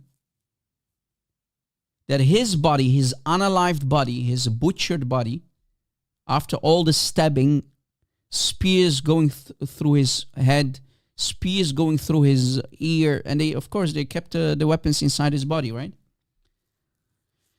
They butchered him as if he's an animal. They also threw his body on the streets, on the floor. They threw his body for 3 days there on the streets, in front of his house, before his house. They kept his body there, nobody dared to touch his body. And then later, after 3 days, they decided to bury him between the Jews. Wait, what? Emotional, damn it! The Muslims who killed him, they decided to leave his body for 3 days straight on the floor. Then later, after the body starts to sink, they have to do something about the body. Remember, this is a desert. The body starts to stink. So they decided to take his body and bury him between the Jews. You know what kind of dishonor that is, guys? Being buried among the Jews. You know what that means, guys? Do you know what this means? They are dishonoring the body, and they even buried him between the Jews on a Jewish cemetery. Imagine. It's not enough to stab him to death. This is how much hate they had for him. It's not enough that they butchered him. They even buried him between the Jews. So they buried him in the dark of the night. Uthman's body was buried between the Jews in a place called Hush Kawkab. That's what the place was called, where the Jews used to bury their dead. Right, guys? Yeah, this is brotherly love, of course. Imagine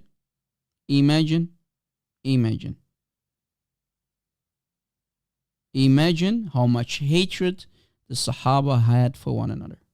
They refused to bury Uthman's body between the other Muslims.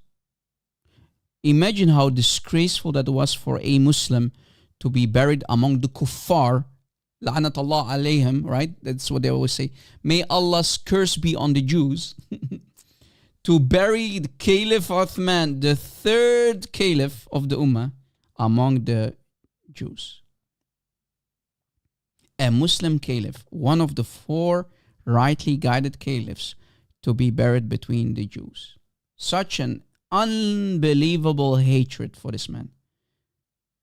To bury him between the dead enemies of Islam. Because remember, the Jews are the number 1 enemy of Muhammad and Islam.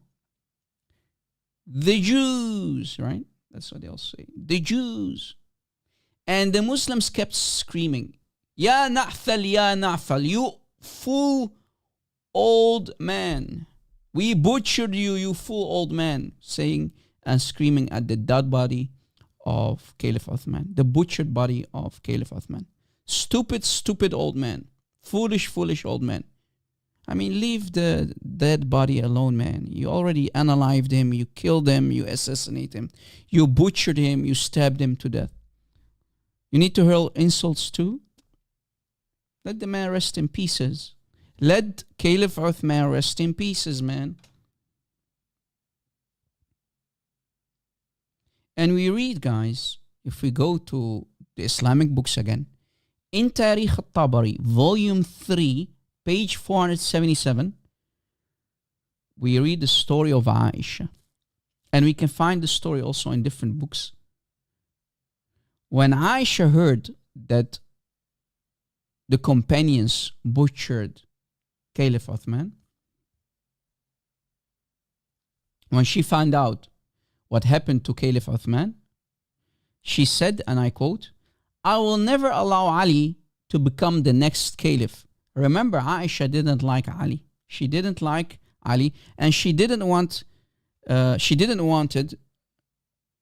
that Ali would become their 4th Caliph after Uthman. All right? And she blamed Ali for the assassination of Caliph Uthman. All right? And she basically said, Uthman was killed while being innocent man, and I want retaliation for his spilled blood. I want a retaliation for the spilled blood of Caliph Uthman. But one of the Muslims by the name of Ibn Ummi Kilab rebuked Aisha.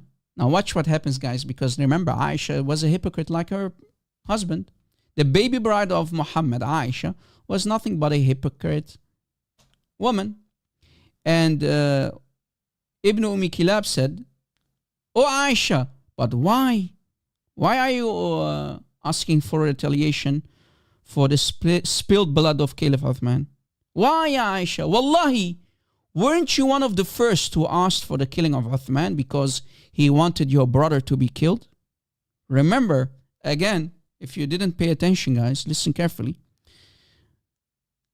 Caliph Uthman ordered his brother in Egypt, when they're going to replace you with the brother of Aisha, Muhammad bin Abi Bakr, make sure to kill Muhammad ibn Abi Bakr and his supporters. So Aisha said, when she heard that, she said, "Go kill Caliph Uthman, and now you change your mind, ya Aisha? You hypocrite." In other words, you hypocrite. Didn't you say, ya Aisha, "Uqtulu na'thalan faqad kafar"? Didn't you say, ya Aisha, didn't you command your people to go kill Nathal, meaning Caliph Uthman, the old foolish man, because he became a disbeliever, because he wanted to kill your brother? Kill Uthman because he is a disbeliever. Didn't you say that, ya Aisha? Aisha then responded. Look at the hypocrisy of Aisha, guys. They said, and I said, so Aisha's now trying to look for excuses. They said, Aisha said, and I said, Aisha said, but the last choice is better than the first one. So yes, I did say that go kill Caliph Uthman, but I changed my mind, and the last opinion of mine is the one that I am, currently holding. So she changed her mind. Why, guys? Only and only because she didn't like the power to go to Ali. She had a huge grudge against Ali. Right?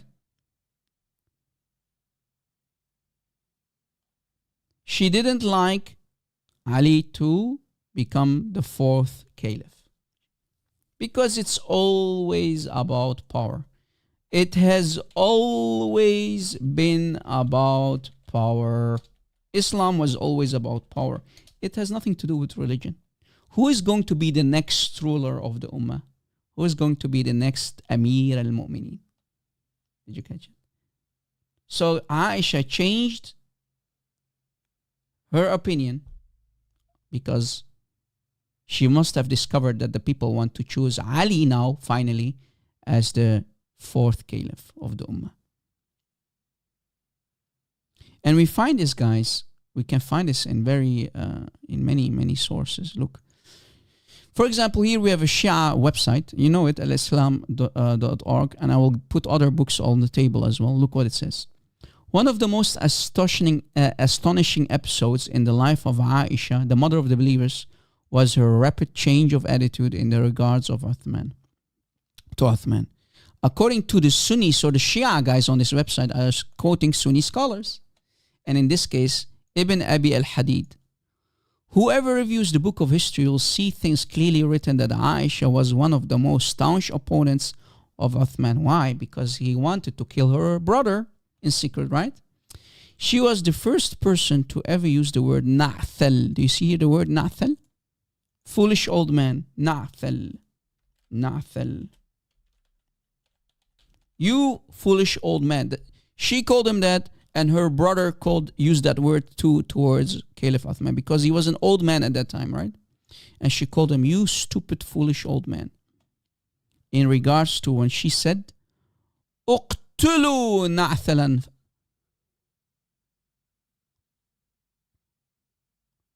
Qatala Allahu na'thalan. Go kill Na'thal, meaning go kill the foolish old man, Caliph Uthman. Go kill him, she commanded. Right? Because Allah killed the old man. Basically, in other words, Allah wants him to be killed. Kill Nathal. May Allah kill the Nathal. You see it, guys? Do you see on the screen? Go kill him. May Allah. So she's cursing him. She wants the blood of Caliph Uthman. Guys, are you still following me, guys? Are you still with me? I hope I'm not putting you asleep today.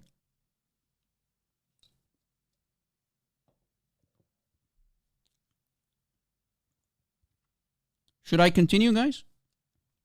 I'm about to finish, and Lord willing, we can open the phone line soon. So that's what Aisha said, guys. These are the words of Aisha which you see on the screen, right? Kill Nathal, kill Uthman. May Allah kill Uthman, the old foolish man, right? The meaning of Nathal, as you see on the screen, is an old foolish man. You see it? When you call someone in the Arabic language Nathal, you are calling him an old foolish sheikh, an old foolish man. You grandpa, you foolish grandpa, in other words. These were the words of Aisha, the mother of the breastfeeders. She wished, she commanded for the blood of Uthman. Later, she changed her mind because when she heard that Ali is going to become the next leader, as you see here, in any case, when Aisha heard that the following death of Uthman, the people had chosen Ali as the leader, she said, if what I hear is true, then I wish that the sky would fall down upon me. So she didn't like the idea that Ali would take the power. Imagine, Aisha had a huge grudge against the Ahlul Bayt, clearly, right? The Ahlul Bayt of Muhammad. And this is, guys, literally why Shia directly hate Aisha. Shia curse Aisha because she's an enemy of Ali, right? And then because of that, she changed her mind. She said, Ibn Affan, Caliph Uthman, Ibn Affan has been killed unjustly. Why you Aisha? Well, because Ali became the Caliph. And this started to lead the Battle of the Camel, guys. If you heard of the Battle of the Camel, when even the supporters, so we have on this side Aisha, Talha and Zubair, right, against Ali in the Battle of the Camel. Oh, sorry, for my typo. The Battle of the Camel. Battle of the Camel. Yeah, sorry for the typo, guys. Battle of the Camel. Ali versus Aisha. Right? Only in that battle, around 30,000 Muslims were butchered. This is the fitna. This is the corruption in the land. And guys, these sources are not fabricated. You can find these sources, literally, these quotations of Aisha in many books. Look, here is a book that you see on the screen where Aisha is commanding her men to go kill Nathal. اقتلوا Nathal. Go kill Nathal. Go kill the foolish old man. Go kill Caliph Uthman. And here are multiple sources, all of them supporting this story. So it's everywhere, guys. It's everywhere. And by this, guys, as you see, by this, I basically conclude today's live stream. This is what happened. This is what happened in detailed information, with detailed information about this major incident in early Islam where Caliph Uthman was murdered, right? Where Caliph Uthman was murdered and how he got buried among the Jews. They butchered him. They stabbed him 9 times. One of the Sahaba stabbed him 9 times. The brother of Aisha stabbed him in his forehead. He was butchered like an animal, guys. Literally. Literally. Should we open the phone lines? Maybe for lucky guys, a Muslim will call in and tell us why anybody should become a Muslim. Why anyone should become a Muslim.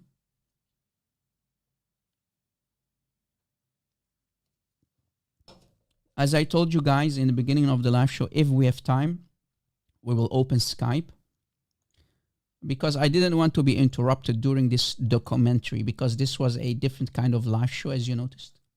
But I hope, guys, you benefited, you enjoyed this series, and Lord willing, in the future, we might talk about other black pages in the history of early Islam.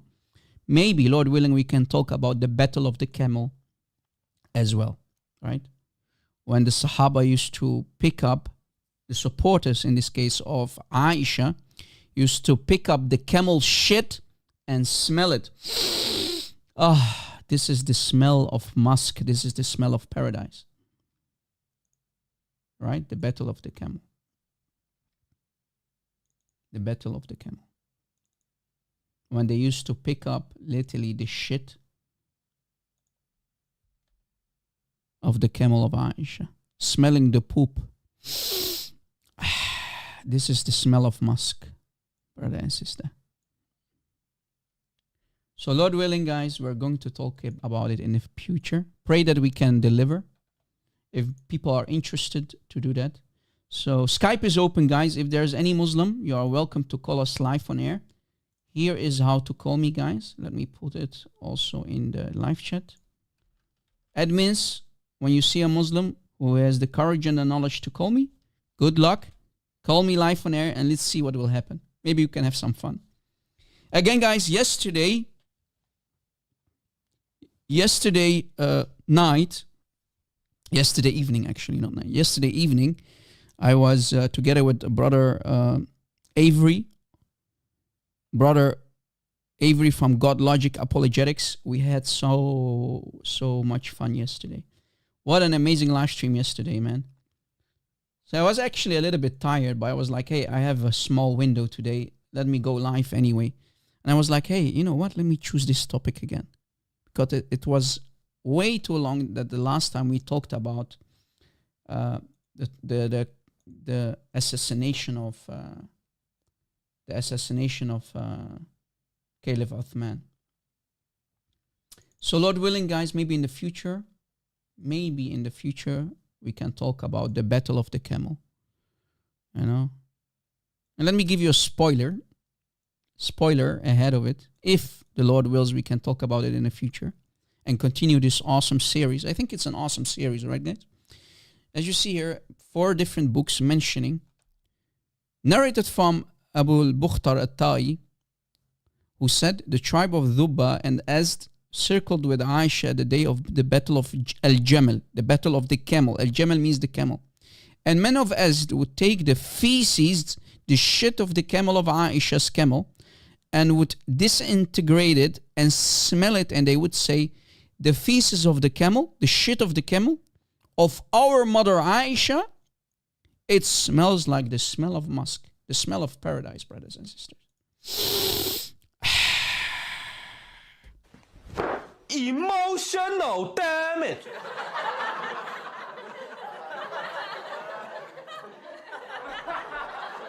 Do you see it? Brother, your Sahaba were filthy, man. The Sahaba were really filthy, man. Caveman, man. This is caveman mentality. These are not humans. Imagine, guys, if they are literally worshipping Aisha and her camel. What about the worship of Muhammad? You think Muslims don't worship Muhammad? If they literally worship the camel of Aisha and they even took up the crap and they smell it, what about what they used to do with Muhammad? The shit of Muhammad, the urine of Muhammad. Did you know that they used to literally cover their faces and bodies with the feces and the urine of Muhammad? Did you know that? And Muslims say we don't worship Muhammad. No, of course not. Who's the real God? Of course, Muhammad. Any Muslim? Skype is open, man. Muslims, you can call me on Skype. My Skype ID is the Rob Christian. Again, my Skype ID is the Rob Christian. You can call us live on air. Yalla ya akhwan. Da'a islamuna ya akhwan. Allah alayk ya Rob Christian. How dare you? How dare you?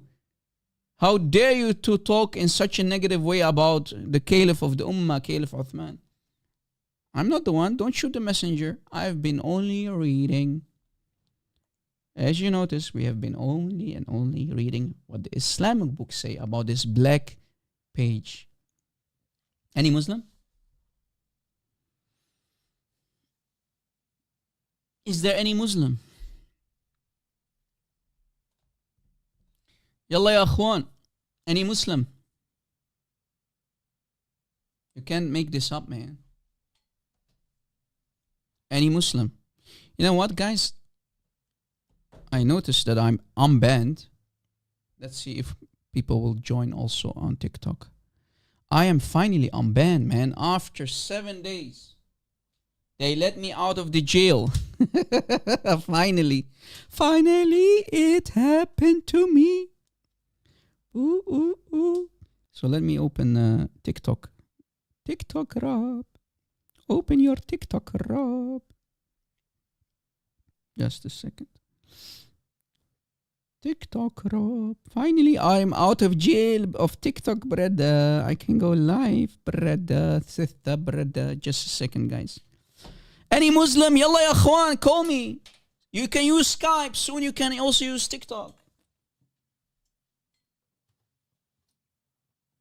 Are you saying that not one Muslim is knowledgeable enough to call me live on air?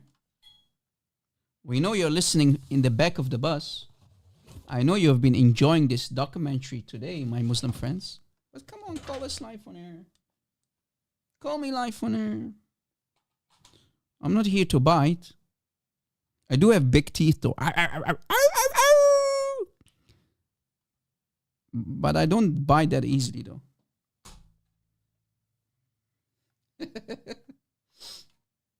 Yeah, sorry guys, I can't help myself. What can I do? Rob, you're not funny, Rob. Yeah, sorry guys. What can I do? Trying though. Guys, did you enjoy what we did yesterday to the Muslims on brother Avery's live stream?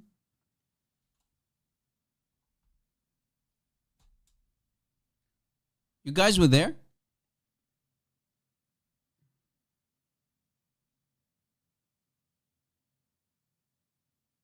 Let's see. Am I live? Yeah, I think I'm live. Okay. I just went live on TikTok. Yeah. We're live on TikTok as well. Finally, we are out of jail of TikTok after 7 days ban. After a complete week. Guys, a week is long, man. One long week being banned. Any Muslim? People on TikTok, welcome. God bless you. Tap the screen. Tap, tap, tap, tap, tap. Invite. Use the arrow key, guys. Okay, we have a Muslim, I think, on Skype. Let's see.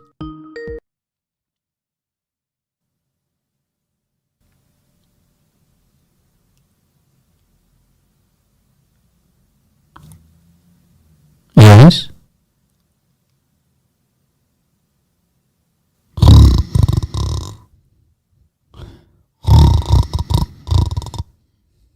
What happened, buddy? Cat ate your tongue?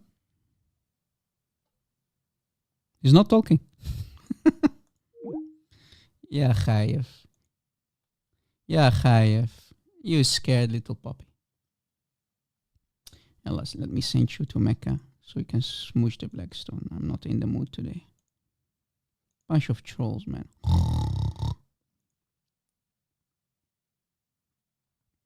People on TikTok, welcome. I just started. I had a 7 days ban on TikTok on this account. So make sure to tap the screen, use the arrow key to invite people. If 10 people use the arrow key and invite people, that means we by the end of the show, we have at least 100 people watching on TikTok. Right, guys? Christians? Let everybody know that LARP Christian is also live on TikTok, guys. Tap, tap, tap, tap, tap. Any Muslim? For the people on TikTok who just joined, our live show of today is about the killing, the assassination of Uthman. Any Muslim?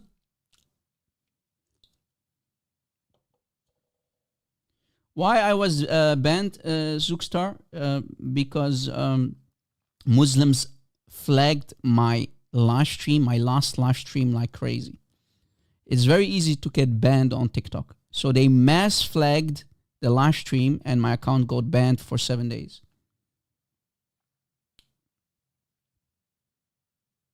That's why. Because they want to silence us, and it's very, very easy to get you banned on TikTok. Unlike YouTube. God bless you, Sandra. Nice to see you. Invite people, guys. Tap the screen. Tap for the algorithms on TikTok. On people on YouTube, if you didn't already do that, make sure to smash the like button. Tap it lightly with a siwak, the Islamic toothbrush. Apply chapter 4, ayah 34, guys. Yeah, you liked it? Angel, did you like it, yesterday's live show with brother Avery? We did some damage, man. And we even made one of the Muslims say that Ibn Abbas is da'if. Ibn Abbas, the cousin of Muhammad, became da'if yesterday. It was so funny, man. It was really funny. Unbelievable. Muslims are throwing their own scholars and even the Sahaba under the bus. Because Ibn Abbas is a main companion, right? Main companion and at the same time the cousin of Muhammad.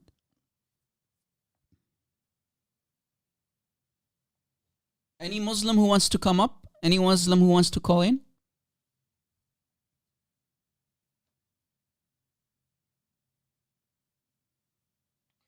Someone is saying on TikTok, you guys cooked yesterday.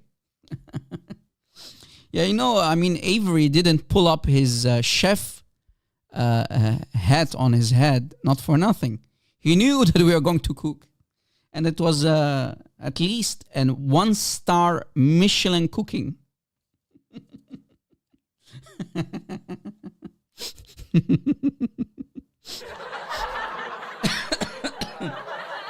It was funny, man.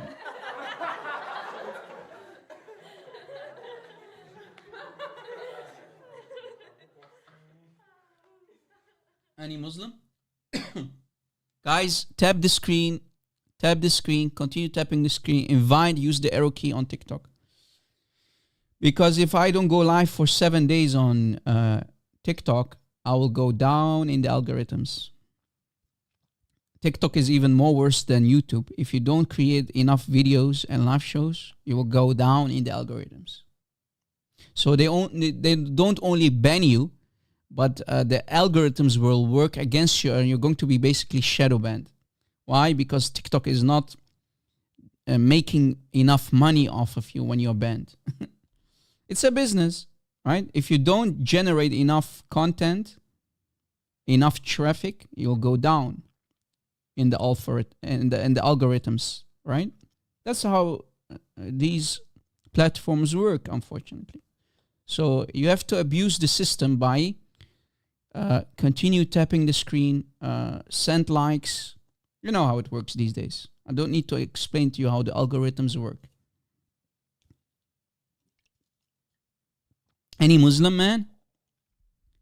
Ya Akhwan, we have more than 258 people watching.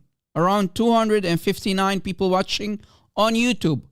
And I just started TikTok. We have 18 people watching on TikTok. Come on, man, Muslims. Don't tell me that you're not watching. Don't convince me that you're not watching and that you've not been enjoying today's live stream. I know. Emotional damage. I know that you have been enjoying this live stream. And you're even benefiting from my education, right? Because your imams will never talk about these topics. They will not give you the real information from your own books about these topics. We know what happened though, because we can read. Unlike you Muslims don't read. Rob, you're so mean. No, I'm not mean. I'm being honest. Muslims don't read their books. We have to do the reading for them.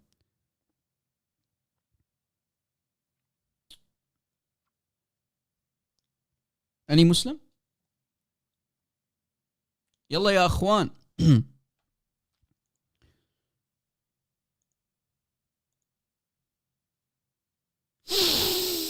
Ah, this smells like musk. Yeah.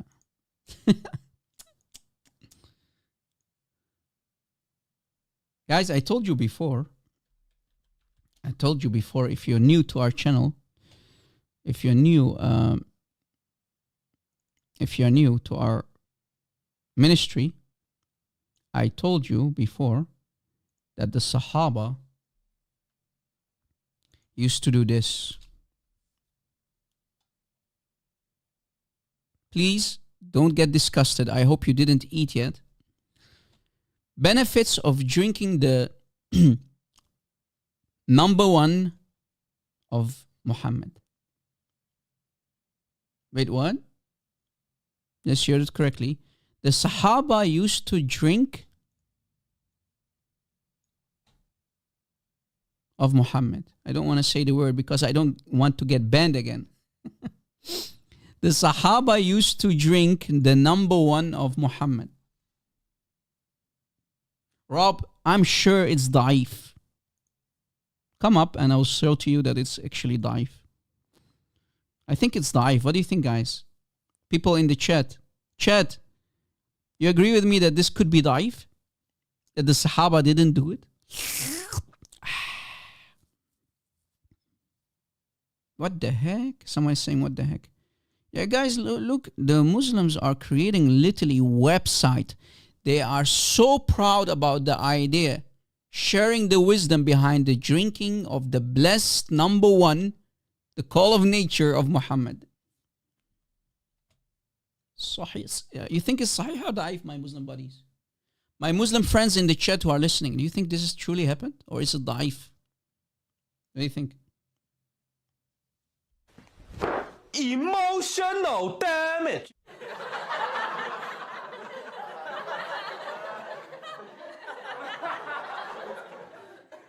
Yeah, the Islamic mocktail charts. I like that. I like it. I like it, baby. Funny. Mocktail. Muhammad's mocktail, brother. Specially served for the Sahaba. Brother, you can drink my number one. You're going to be blessed, brother.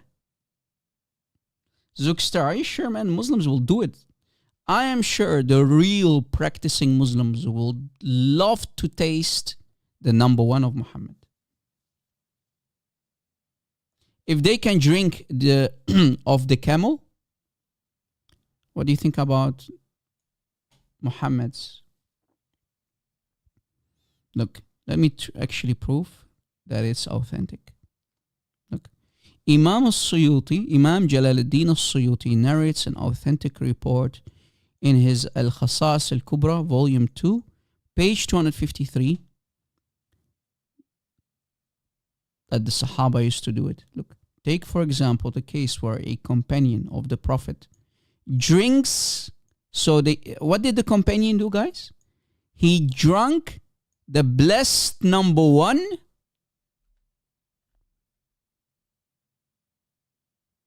drinking the blessed number one only and only to discover that she has now been shielded completely from the fire of hell. Uh-oh. Uh-oh. Emotional damage. And it's authentic. It's completely sound. It's sound. It's authentic. Sahih hadith. Uh-oh. But Rob, it's daif. No, it's not. It's not. And here's the Arabic for it. And here's another. Even At-Tabarani, Imam At-Tabarani, and Imam Al-Bayhaqi narrated with an authentic, no way, Rob, Sahih chain of transmission.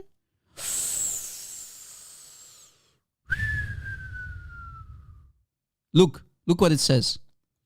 Let us read the story.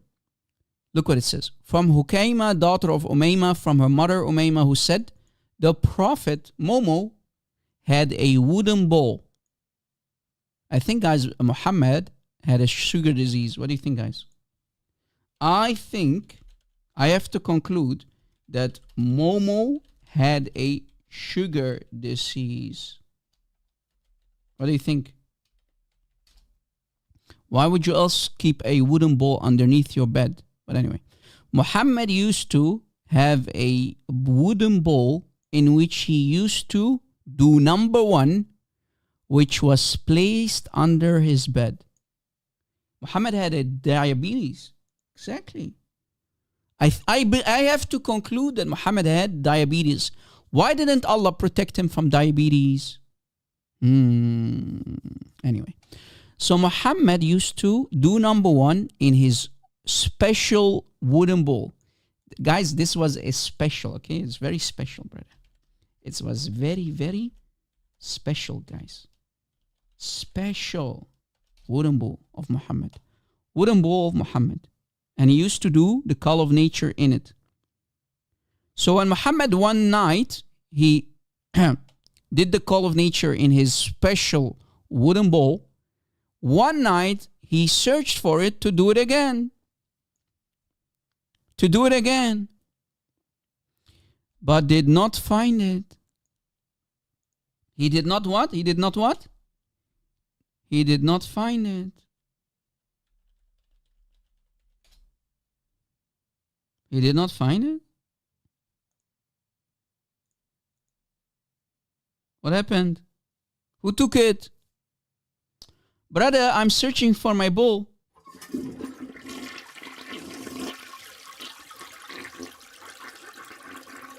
Brother.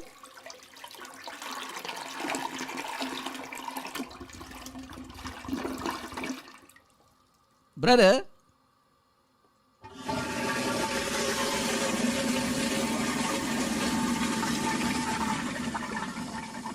Uh-oh. Sorry, guys, sorry for...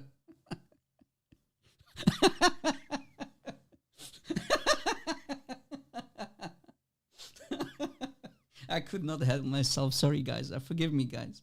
Okay? Please forgive me.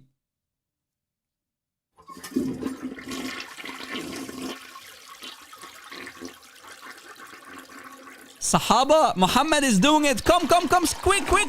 You have to gather and fight over the blessed number one of Muhammad. It's a blessing, brother.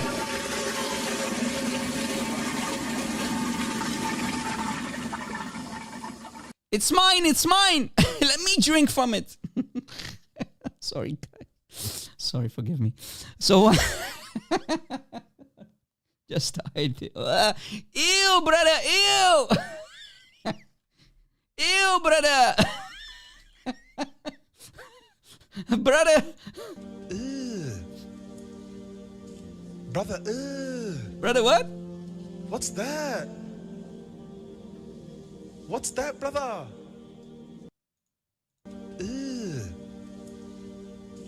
Brother, what's that? What's that, brother? Sorry.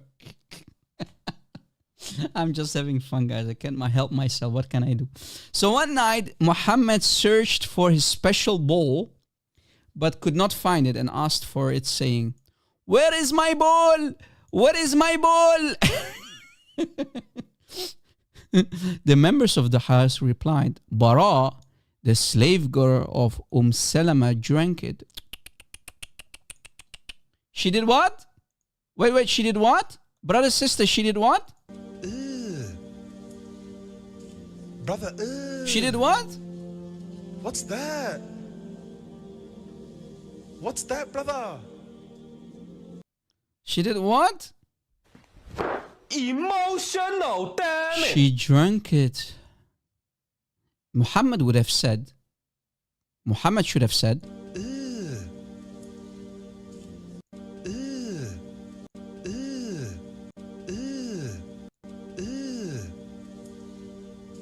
Brother, what's that? What's that, brother? So instead Muhammad said, Surely Bara had protected herself from the fire with a great wall. You filthy, disgusting, fake, false prophet. You like it that the people are worshipping you, right, Ya Muhammad? You like the idea that the people are worshipping you. They even drink your number one, Ya Rasulullah. And Muslims are proud. They are creating websites about your number one. Do you see it? Benefits of drinking the blessed number one of Muhammad. By the way, holy with an E in the middle. They forgot to put the E here, right? Holy with an E, okay? They forgot to put the E there, right? The E. It's a typo, guys. You know, it's a typo. And by the way, again, it's an authentic, sahih report. It's not daif. Drinking the number one of Muhammad is authentic report, narrated in multiple books, in the book of Imam Jalaluddin al-Suyuti, al-Tabarani, al-Bayhaqi. These are giant classical scholars mentioning that the chain of narration is sahih. Rob, can you give us the link? Oh, yes, I can. Yes, I will. Here in the chat on YouTube. Go fetch it. Go get it. Any Muslim?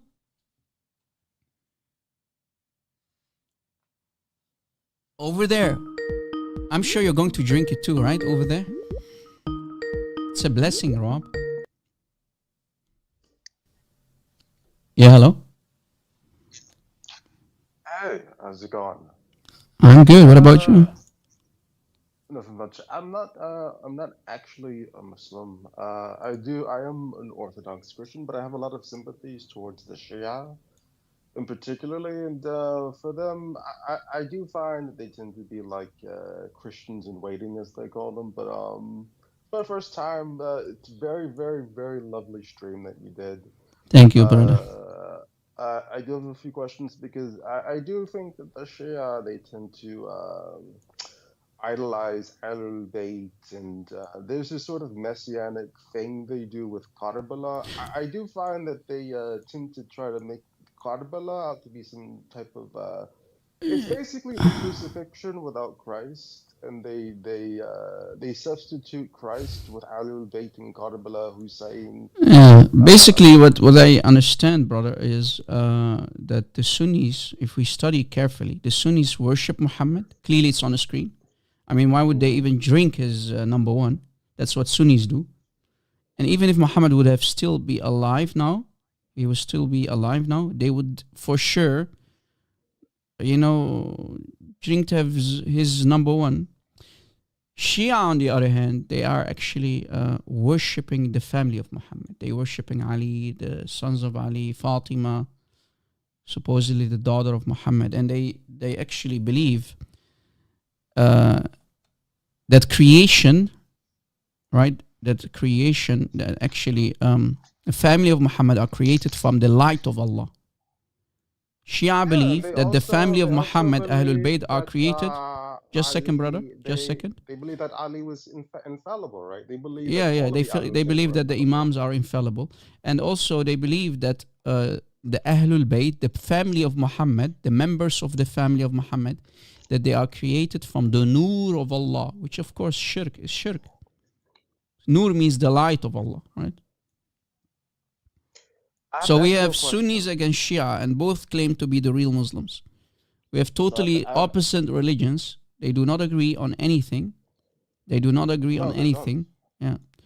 So I have a few questions because you're very, very well educated on this, and I believe if you like look at a lot of the practices of the Shia, like excluding like the ones that we know, Taqiyya, Mutad, I think they've ripped off a lot of Christian practices. Namely, they do the self-flagellation, right? I think they've ripped off a lot of Roman Catholic rites because I think there's one, I don't know if it's the some order of the Roman Catholics, but they started this whole self-flagellation thing in terms of like making up for one's sins. And the other thing that like which caused a huge division amongst the Orthodox and the Catholics, was the infallibility of the papacy. Brother. Now, if I'm Okay. You know that I don't like to talk about this stuff, right? Sorry, guys. Catholic this, Orthodox that. That's not my live show. All about. Please. It's a red line for me when you try to cause division. Yeah, I don't like it. You're not welcome here. I've said it many times over. You're not welcome here. You are not welcome on my channel. If you try to cause division. No, you're not welcome here if you try to cause division among the brothers and sisters, Christian brothers and sisters, on my own live show. If you want to do that, go do that somewhere else. Here, it's a no-no.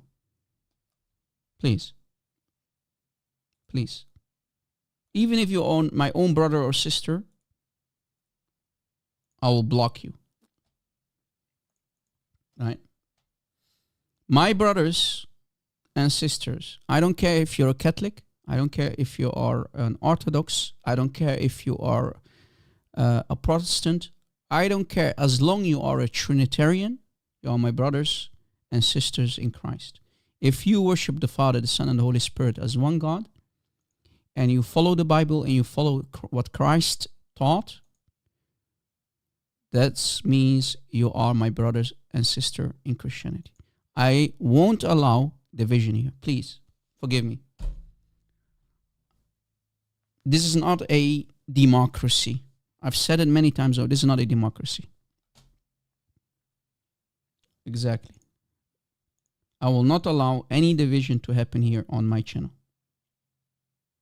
All right. I want Muslims to call in, guys, if you don't mind.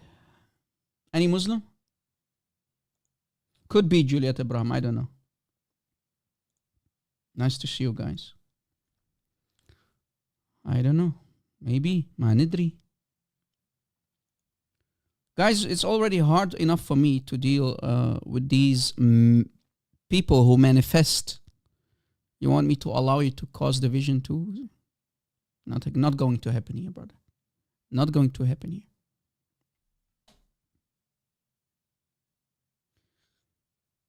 Yesterday, man. Yesterday was awesome, man. You know what? Matter of fact, let me play a small part of the YouTube stream yesterday that I was on with Brother Avery. Man, we cooked. We did some nice cooking, man. We did some nice cooking, man. Right now, children in Gaza worry about... Yeah, all these children. Yeah, if you don't attack the Israelites, this is not going to happen to you, man. Let's see. Avery, let's see. Let me change the screens. All right.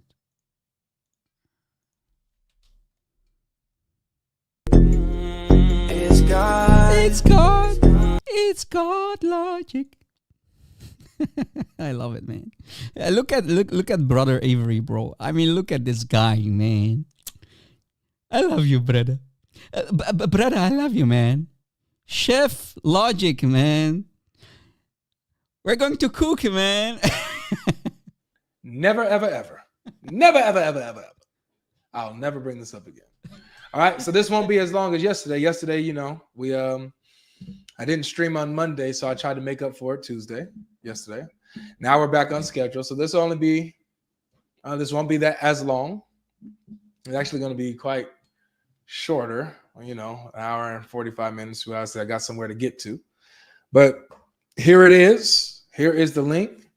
And I got a couple brothers who's going to join me on this. And maybe they can do most of the cooking because I feel like sitting back. All right, I've been cooking all day on TikTok. All right, but here you guys go, man. Here's the link. Chef Logic. So it's for the mu'mins, for the mu'minums to join. Only if you're a mu'min, go ahead and hit that link. If you're not a mu'min, I was laughing that so link. hard yesterday, man. fair enough. All right, it's pinned, Rob and Sylv, so you guys can go ahead and click that link in on YouTube.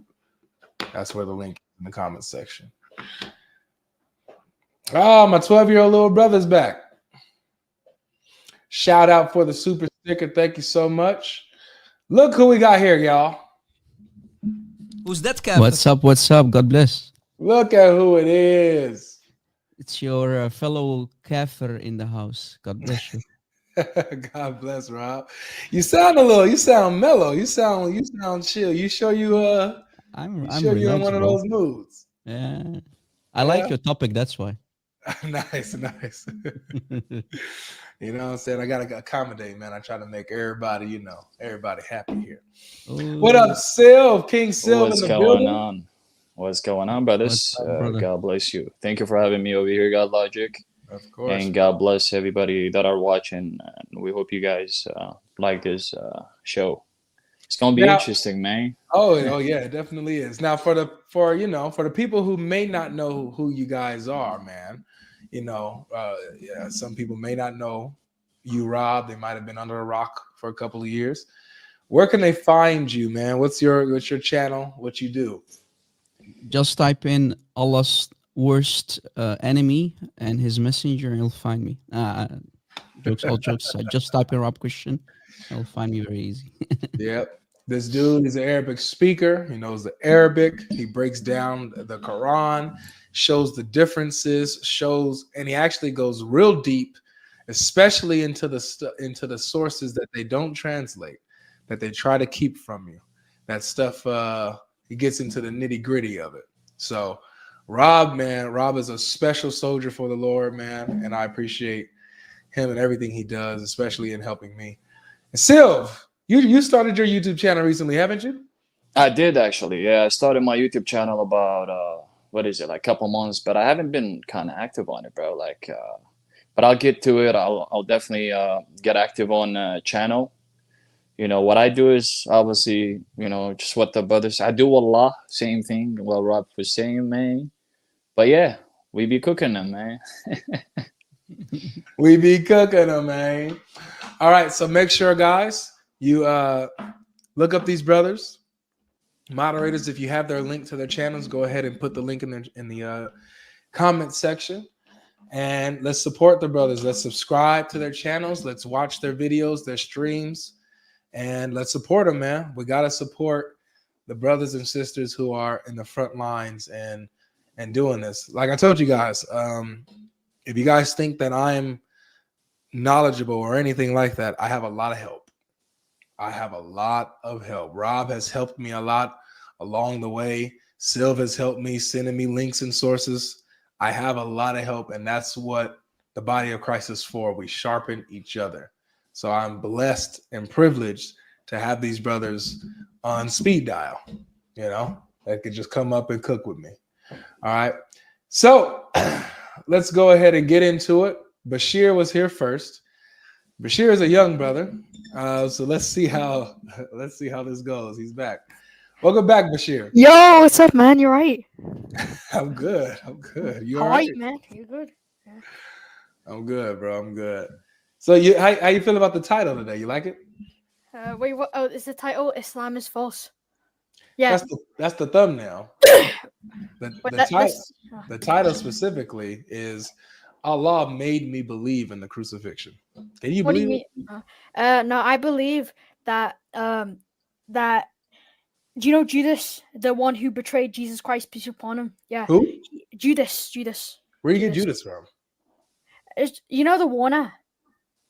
The Warner, Abdul Wahab. Yeah, I know. Yeah. The one. I watched his videos, and he said that he researched and like it was what's it called, Judas Iscariot.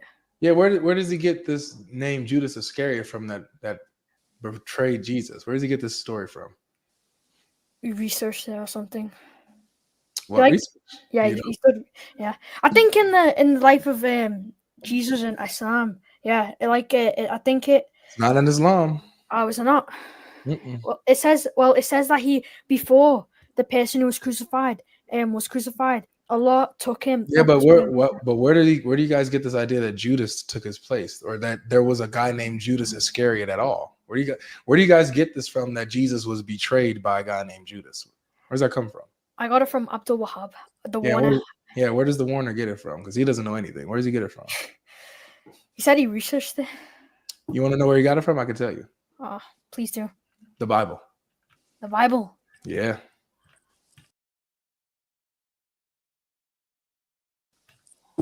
The Bible. yeah. The Bible is what tells you who Judas is and what happened to Jesus. Comes from the Bible, bro. So you remember? Yes. Sorry. Wait, what's the topic?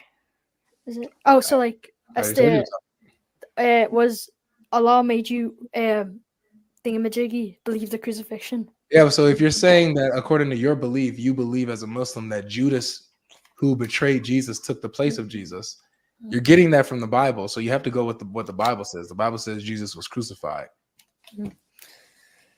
Well, I go to madrasa. What madrasa is? Who? School.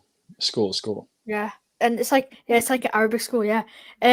So they taught us that like God sent down like a fake Jesus, like and then like that fake Jesus took Jesus' place of being crucified. If that makes sense. A fake Jesus. Okay, yeah. Nice. I hear that. So Allah, Rob and Sylv, sent down a fake Jesus, and created a fake Jesus, sent him down to replace the real Jesus, so that everybody could think that Jesus was crucified. So wait, Allah had to deceive the entire mankind, basically all the Christians and the Jews and the enemies. He could not cook up a better plan but to deceive everyone and everybody, and in the process creating the biggest religion, which is Christianity, on this planet. So how did Allah plan or mission not fail? Wait, so what's the question? So like, you just said Allah deceived, basically he cooked a plan and he sent a fake Jesus that looked like Jesus. So here you just demonstrated a couple of things. First of all, is that Allah deceived. Allah is a deceiver, right? He created someone else that looks like Jesus. So here we have a deception. Number two is Allah caused an innocent person to die on the cross instead, making the enemies of Jesus thinking that it's the real Jesus. And number three is, while doing all of that, he created the number one religion that became the biggest religion on this planet, which is Christianity. So pretty much we can safely say, we can conclude that Allah failed miserably, making Christianity the number one upper hand religion on this planet. And I think Sheikh Logic, he already has his chef hat on, so I think he agrees with me. I definitely agree, bro. I agree, Habibi.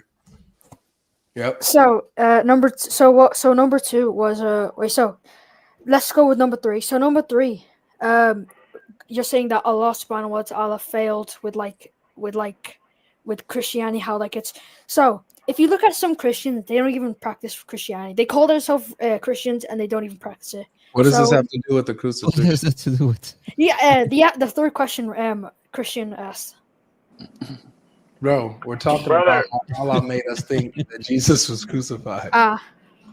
So like, look, Allah tricked everybody into believing Jesus was crucified, right? Yeah. So he's the reason why. Mind if I jump in, brother? The Muslims are already saying in the chat we are talking to a 5-year-old. How old are you, brother? 12. Not 12. So basic, if I don't know if the brothers read Ibn Kathir, but basically the Hawariyun, the helpers of Isa alayhi salam, they knew he made mashwara with them, and they had a talk, and he asked who, the stories in Ibn Kathir, if you want to look it up, also reported by Qatada, who of you would like to come and take my place, in this, because the Jews and the Romans will not stop hunting me until someone is found and killed. So a young man came up, and then he said, he asked again, he's like, you're too young. Then he asked again, he said, yes, I will do it. Then for the third time, then Isa alayhi salam, the son of Mary, he said, okay, go ahead. Then this is the brother who took his place. Judas Iscariot is another opinion, but the most opinion of the scholars of Ibn Kathir and stuff is this person. Yeah, but brother, the problem is we still have an issue. Allah allowing another innocent man to die on Jesus, making your Jesus, Isa, so that people don't get confused. We're talking about the Islamic version of Jesus, who they call Isa. Allah literally allowing an innocent man to die instead of Isa, only trying to save Isa from dying on the cross. So still we have a problem to deal with. You have a problem to deal with. Allah came with a deceptive plan, so we have a deception from Allah. And then an innocent soul had to die on the cross instead of Isa to only save Isa from the hands of his enemies on the cross. And number 3, in the same time, making everybody believe that Jesus died on the cross, right? Making Christianity the number 1 religion till today. So what are we going to do now? Actually, brother, I would like to appreciate the fact. I would love to contend with that. Now, Christianity only became very popular at 300 AD. Constantine, after he wiped everyone out, that's when Christianity, your Christianity today, the original Christianity, the Nazarene, the Ebionites, the 1st century was not popular at all. Maybe in the thousands, but when obviously Constantine took over, and then they had the Nicene Creed after that. Sheikh Logic, did you hear the Ebionites are the original Christians? I didn't say they're the original Christians. I'm saying they lived during the 1st century. I don't know about the original, but they were one of the prominent Judeo-Christian sects in the 1st century. But your view of Christianity came 300 AD. This very specific Nicene Trinity, the Father, the Son, co-equal, co-eternal. This very specific creed that you guys follow today. After that, Constantine killed everyone off. So how do we know what they followed pre-300? Brother, you still failed. Just a second, brother. You still failed to answer the 3 disasters that your Allah made for everyone. Again, Allah just means God. It's Allah in general. And my Allah. Listen, go ahead. You have to agree with me that Allah deceived. He tried to deceive the enemies of Christ. Your Christ, not your Christ. So basically, he tricked everybody. Yeah, he tripped everybody. That's number 1.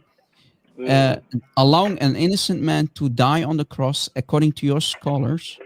Another person was put on the cross instead of Isa to save Isa from dying, and Allah then took him up, and he's now with him, according to chapter 3, ayah 55.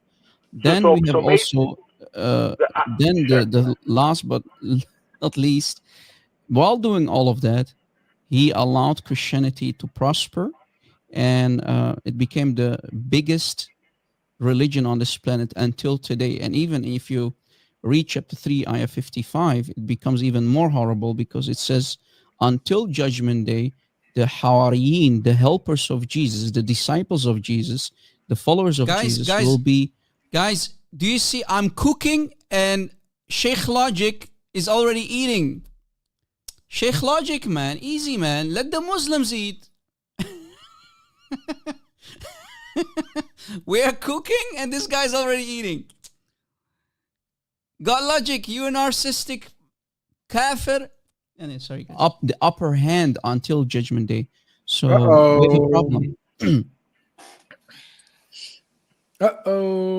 Exactly. And not only that, if we actually go further with what the brother actually mentioned, 355, if we go even to Tafsir of Ibn Kathir, we can see that it's clear as a daylight. Even the Mufassirin said, according to Ibn Kathir, says that Jesus had an actual death, and his death, he died for 3 days and resurrected, and Allah left him up.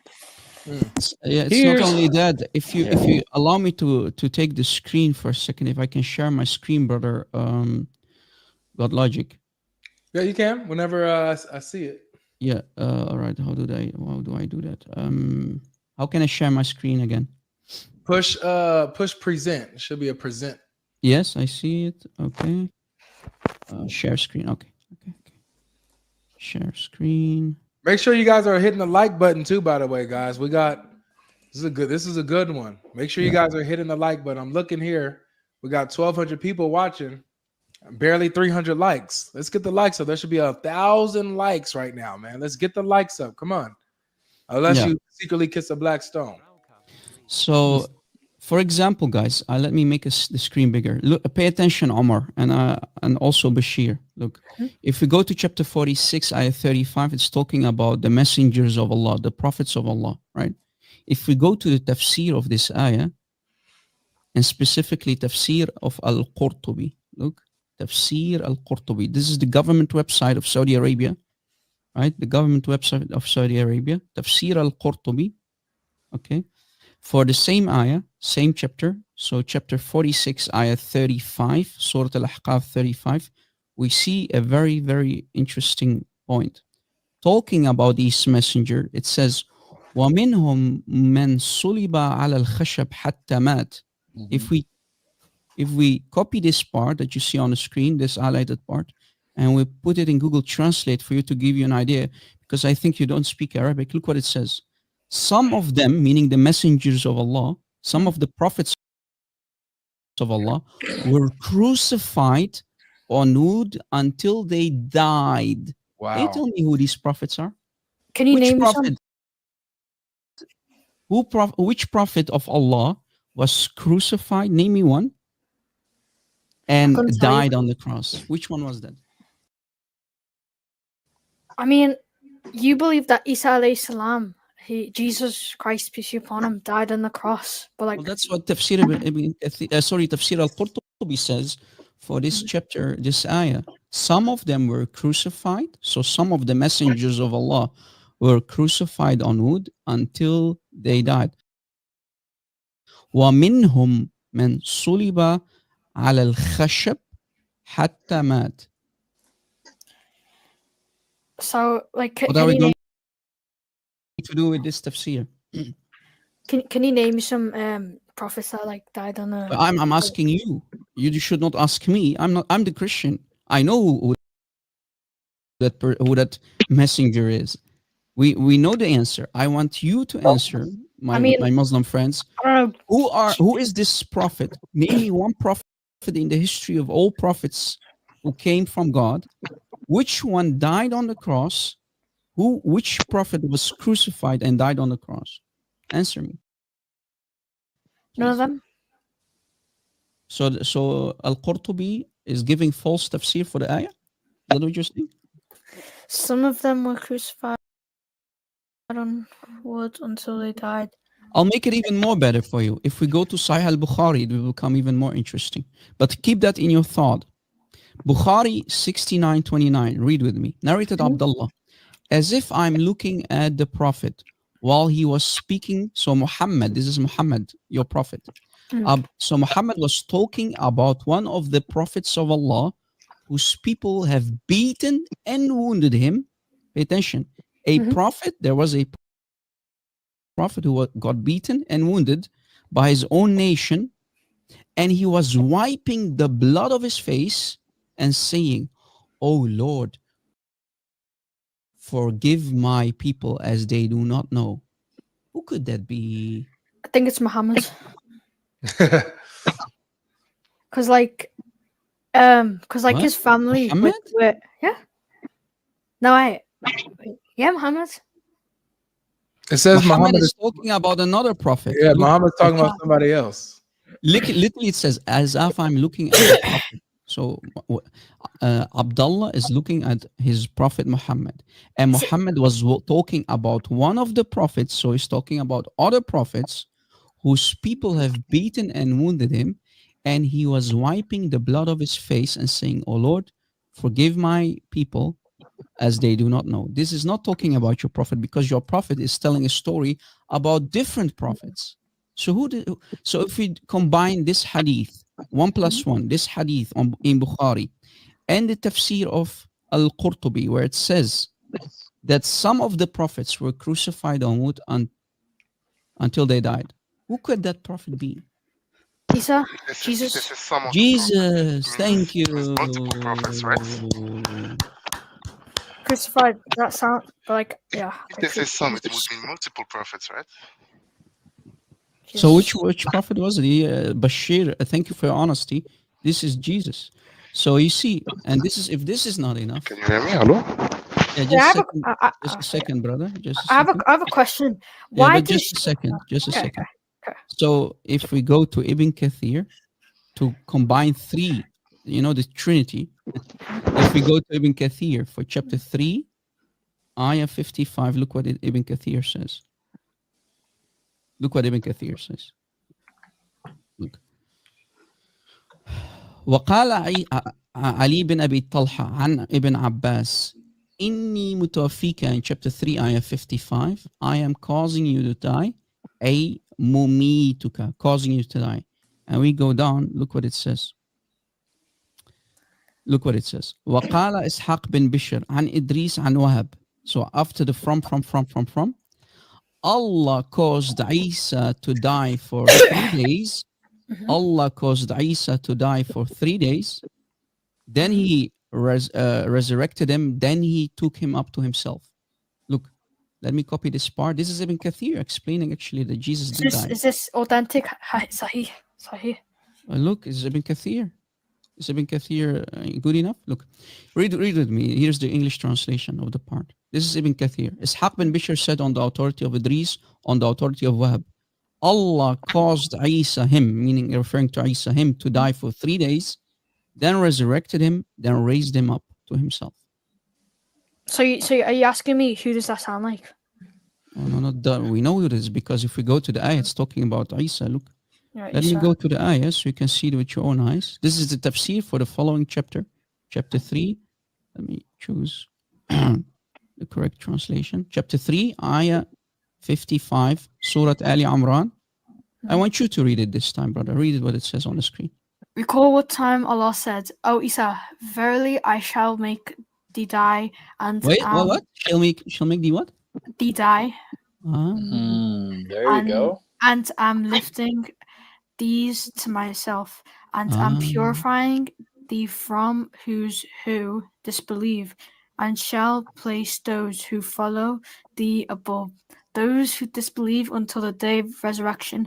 Thereafter unto me shall be the return of you all. Then I shall judge between you of that wherein ye were wont to differ."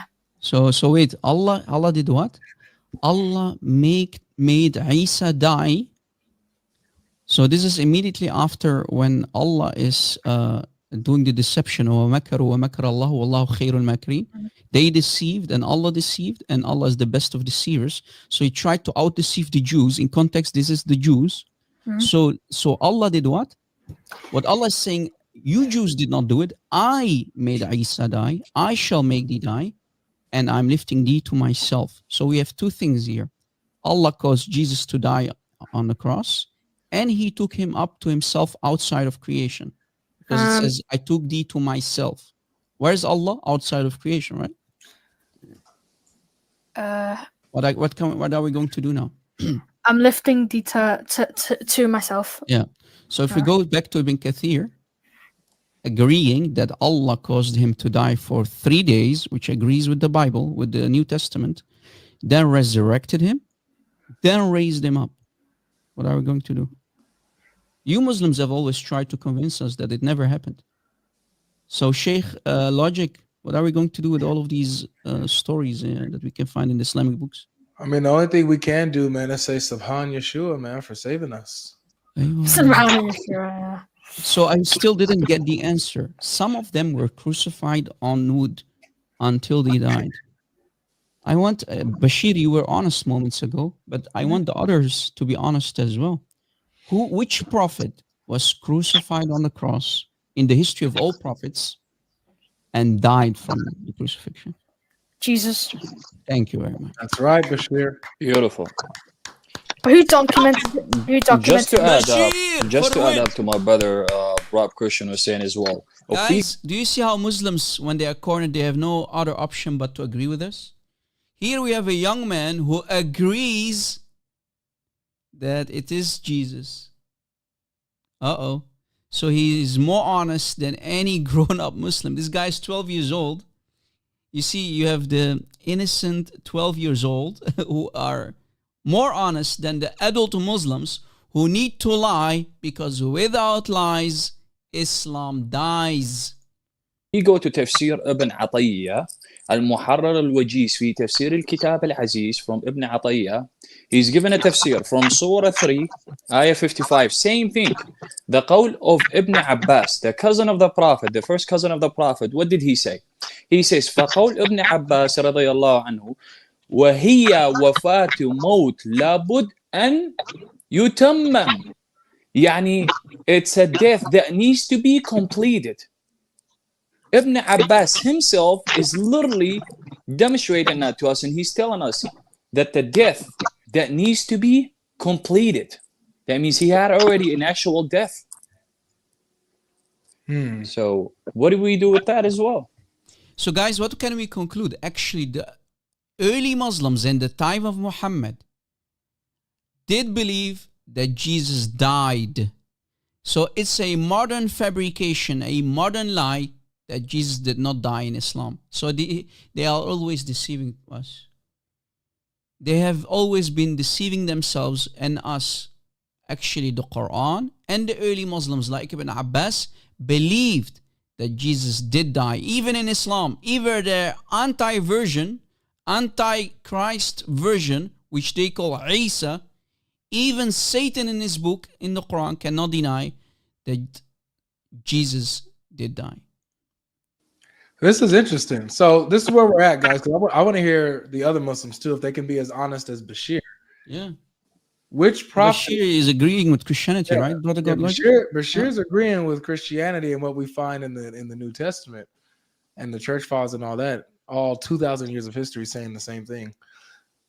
So I want the Muslims to be able to answer this. The prophets that were crucified. Who was that? Because Qurtubi says that. So any Muslim that's on the panel can give this answer.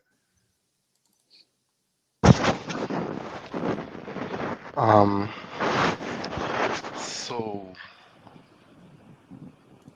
in the Quran they talk about a lot of prophets, right? They talk that they said to have been. Your voice is low, brother. Your voice is low. Maybe better now? You think so, yeah. Hi guys, can anybody hear me? Yes. Actually, I just want to ask brother God Logic. Wait, did you interrupt your brother moments ago? I think someone was talking and then he got interrupted. I'm not sure. Yeah, so the question is, according to Qurtubi, he mentions how there are prophets that were crucified. Yep. The question is, which prophet was crucified? So, according to Quran, yeah, there was a lot of prophets, right? I think Quran mentioned some. But name us one. Which prophet was crucified on Mud until he died? Well, we find the answer. We find the answer in the Quran, and we find the answer in Ibn Kathir, and we find the answer in Qurtubi. But I want you Muslims to be honest. Else you have to say that the scholars don't know what they're talking about. That we are talking about classical scholars and Allah Himself in His Quran saying that Allah caused him to die and lifted him to Himself in chapter 3, ayah 55. I don't agree with the interpretation of the verse that you showed earlier. So you know better than Ibn Kathir and Al-Qurtubi, okay? I mean, I don't know what this guy is talking about, but that's not what I understand from reading this verse. My friend, your Allah says He caused Isa to die. He caused Isa to die, and then He lifted him to Himself. So did Jesus die according to Allah? So you're talking about Quran. Surah 3, verse 55, right? Yes. إِذْ قَالَ اللَّهُ يَا عِيسَى إِنِّي مُتَوَفِّيكَ وَرَافِعُكَ إِلَيَّ. I am causing you, O Isa, to die. The word is die, and I'm lifting thee to myself. So, in the translation I'm reading, it is saying, remember when Allah said, "Oh Jesus, I you will have take a bad. you." I can't hear you, man. Wait a second. Yeah, fix your. Is it just me, God Logic, or no? It's. I hear it too. It's a lot of fidgeting, a lot of movement. It's slow. Better now? Are you jogging, brother? Are you outside jogging or something? Not even. Can you hear me better now? Yeah, go ahead. So just don't move as much. Okay. So in the translation I'm reading, it is saying, remember when Allah said, "O Jesus, I will take you and raise you up to myself. I will deliver you from those who False disbelieve." translation. Then, okay. You know why? Because it says inni mutawaffika. What is the root word of mutawaffika, brother? What is the root? Waw fa ya, which means death.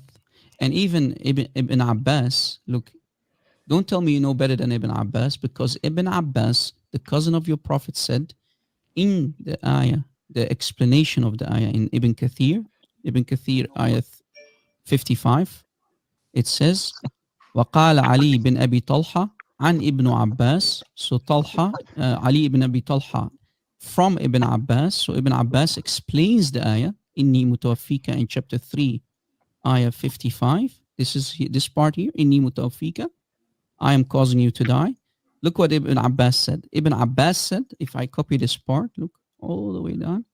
Look what he said, how he explains it, okay? Look how he said what he said.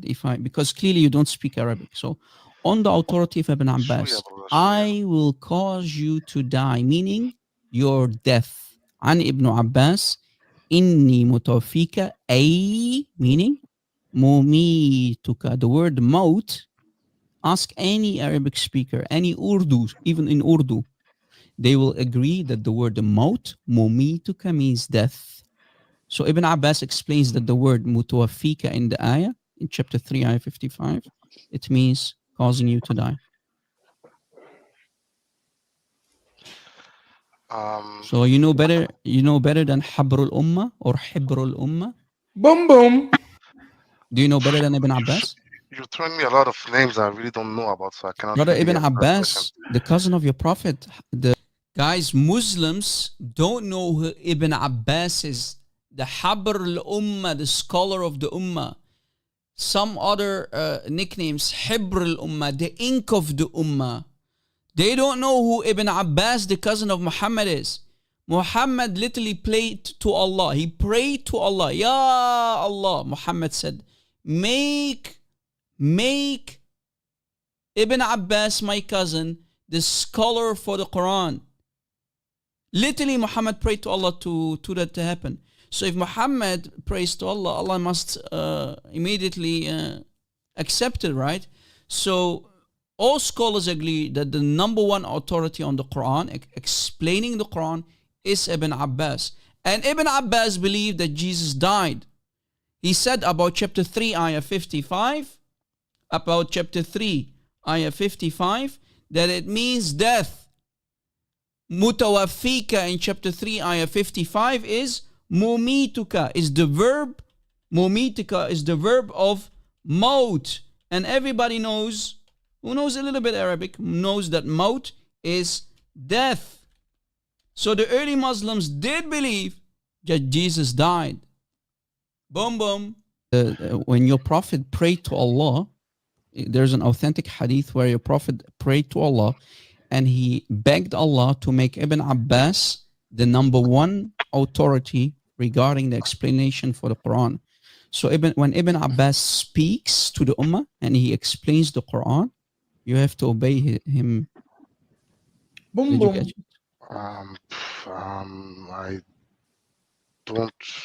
I'm not familiar with this. Maybe we can story, take so someone else who is I want familiar. to comment on it. Why would you come up and embarrass yourself as a Muslim if you don't even know who Ibn Abbas is? He doesn't even know the basics of Islam. How are we going to talk to Muslims if they don't even know the main Sahabi, the main companion for explaining the Quran, the Ibn Abbas, the cousin of Muhammad? I mean, what are we going to do with these Muslims, man?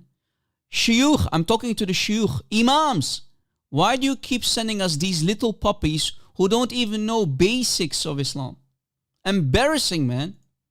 But what you doing here, then, man? I mean, really, it's either I say, you're throwing a lot of references that I don't know, so I cannot comment on this. But these are your books, brother. You cannot deny them. This is Ibn Kathir, this is Al-Qurtubi, this is Allah himself. I mean, this the is book, Allah himself the book of saying reference it. is the Quran. So I was thinking. So you're Quran only, brother? Are you Quran only, or are you Sunni Muslim? I'm Sunni, but the reference you're talking about, I'm not familiar with those. Well, then maybe it's time to do some investigation, brother. You know, I'm saying this out of respect. Do some investigation. And when you did some investigation, come back, because I can show this also from Bukhari. Don't tell me you don't know Bukhari. Have you ever heard of Bukhari? Yes, I've heard the name, yes. Look in Bukhari, we can find the same. Look, guys, I will stop the video. Guys, for the people who do not know, this happened yesterday, literally, a couple hours ago. We had this awesome live stream together, and brother God Logic, brother Avery from God Logic Apologetics, he invited me and brother King Silv on the same panel to do some cooking, and the cooking we did. So I don't want to play the entire live show, but I want to play part of the end of the live show after the cooking that we did. And Muslims clearly had no answers for our objections and what we're showing from their own books. A Muslim decided to leave Islam during the live stream. Avalanche of apostasy happening in front of you. Every week, every live stream, we have apostates leaving Islam, Muslims becoming as ex-Muslims because of our videos and live shows. Glory to Christ. Let's see. Into the wait. Let me go back. I don't believe. Just by speak. Let's bear in mind, okay, that we want to do stuff that is in line with this party. What was it again? Okay. I'm now looking for the time. Bear in mind. Life, get out. Oh, here, wait. Adil, let me copy his name. Adil, God Logic. Adil Sheikh says, at God Logic Apologetics, I'm leaving Islam. Thank you, Rob, Avery, and wish you all the best, Bashir. It's me, Adil Sheikh, who's on the panel. That's all I want to say. So we, oh, wow. because of this live show, he left Islam. Did he want to come up? Hold on, I'll make room for you. Oh, this propaganda is not working anymore. Oh, yeah, just trust me. So guys, we have here this little half-brained in the bottom, Lana. She wants to interrupt the fact, and she calls it propaganda, that her fellow brother in Islam became an ex-Muslim live on air, and she doesn't like it that we bring him up to talk. She doesn't like it. Of course she doesn't like us to show that there are Muslims who are leaving Islam because of our live shows. Yeah. Shut up while we praise God. Yeah, about shut up, you half-brained woman. Dark, fake pagan religion. I'm Can gonna you make highlight his you. name, brother? Is it possible? It's I don't even see the comment. This is Adil. Let me copy his name. Adil. Let's see, Adil. Go ahead and make some room here. Was it the guy that we were speaking to earlier? He was on we didn't speak to him earlier. He was on the panel though, but he didn't get a chance to say anything yet. Let me put his name in the chat again. Look, this is his name. Rajesh says, if this is true, astaghfirullah, I'm leaving Islam. Wait, Rajesh, you're going to leave Islam too? Rajesh, why are you leaving Islam, Rajesh? We have a guy on the chat right here, right now, guys. He wants to leave Islam too. So not only Adil, Sheikh, or what is his name? Adil, who left Islam yesterday. We have someone literally now on YouTube in the chat. His name is Rajesh, 64, who wants to leave Islam. Astaghfirullah, I'm leaving Islam. You want to come up, buddy? You want to call me live on air? Let me highlight his name just a second. Rajesh. Are you with me, brother? You want to leave Islam? Why?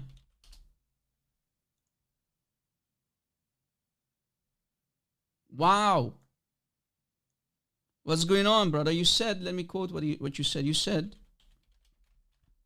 I'm scrolling up and I'm quoting what you said. You said, if this is true, astaghfirullah, I'm leaving Islam. Yeah, right now, guys. You literally scroll up, you'll see his name. Another ex-Muslim? Are you serious, Muslims? You are leaving Islam by the numbers, huh? Wow! Hallelujah. Why, brother? Why? Allah won't give you 72 virgins anymore if you leave Islam. Allah won't give you 72 hur al-ain. Probably a Muslim from India. Islam is dying. Exactly. Wow. Wow, wow. Well, brother, if you hear my voice, God bless you. Stay safe. Rajesh says, you know what? Let me go back. Just a second, guys. Just a second. Let me highlight his comment. Rajesh says, he says, let me highlight his comment. Rajesh 64 says, I never was told this. This is new. Our mullah, meaning his imam, never told him that. So you never heard of this before? And this is what is making you doubting Islam and leave Islam, brother? Glory to Christ. I'm happy for you, man. If you want to call me live on air, brother, you can download Skype from the App Store and look for my name. My Skype ID is D-Rob Christian, and you can call me right here, right now, if you like to. Ahmed Rafiq, it's on God Logic, his live stream. God Logic Apologetics. We did that live stream yesterday, literally a couple hours ago. Yesterday evening. Man, there's a tsunami of apostates, huh? Wow. Wow, wow, wow. I love you too, man. Ahmed Rafiq, I love you too, man. Are you an ex-Muslim too, brother? Woo! Muslims are leaving Islam left and right. Unbelievable. Islam is dying, brothers and sisters. Brother, ew. What is this, brother?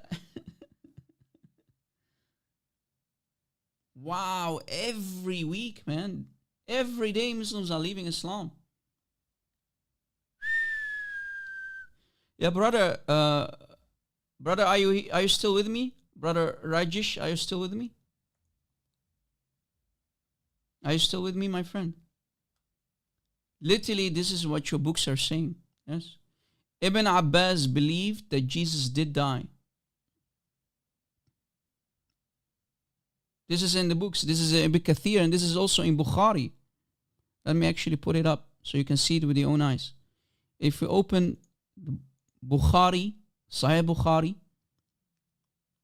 it's literally in Sahih Bukhari. Let me show you actually. Give me a second here. We showed it already yesterday, but let me also show it here. Look. Again today. Watch. Sahih al-Bukhari. Look. Sahih al-Bukhari in front of you. Do you see it, brothers and sisters? Sahih al-Bukhari. You can download it, the whole entire book for free, or you can buy it. Volume 6, Arabic English translation. As you see here.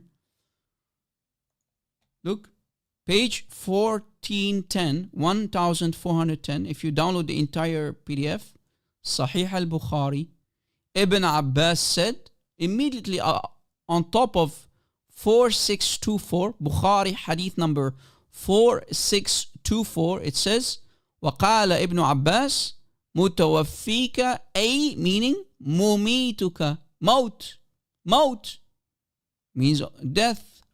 Do you see it? Page 1410, 1410, Bukhari. You see it? Bukhari, brothers and sisters. And even on sunnah.com we can find the same quotation. So if we go back to chapter 3, ayah 55. Look. Ayah 55. Chapter 3, ayah 55. Chapter 3, ayah 55. Chapter 3, ayah 55. Recall what time Allah said, O Isa, verily I Allah, shall make thee die. Do you see it? So Allah confirms that Isa died. And also in Bukhari, on sunnah.com you can find it as well. Bukhari 65, chapter 65. We can find also on sunnah.com the same quotation. Look, Right above Sahih al-Bukhari, hadith number 4623. Right on top of it, we have the quotation of Ibn Abbas. وَقَالَ Ibn Abbas, referring to the Quran. So if you click literally here, guys, it's a link. It will bring you to Quran.com, chapter 3, ayah 55. Do you see it? So it opens the Quran for you. Look. So Ibn Abbas explains, the cousin of Muhammad, the scholar of the Ummah, explains that chapter 3, ayah 55, the word mutawafika means mumituka, causing you to die. Right? Just like in the book. Ibn Abbas talking. وقال Ibn Abbas mutawafika in chapter 3, ayah 55 here. Inni mutawafika means causing you to die. So the early Muslims believe that Jesus died, yet modern day Muslims are lying to us and they're saying Jesus did not die? Oof. What deception? What is this deception? Modern day deception. So this is why people like Rob Christian say, without lies, Islam dies. This is why people like Rajesh64 in the chat is leaving Islam.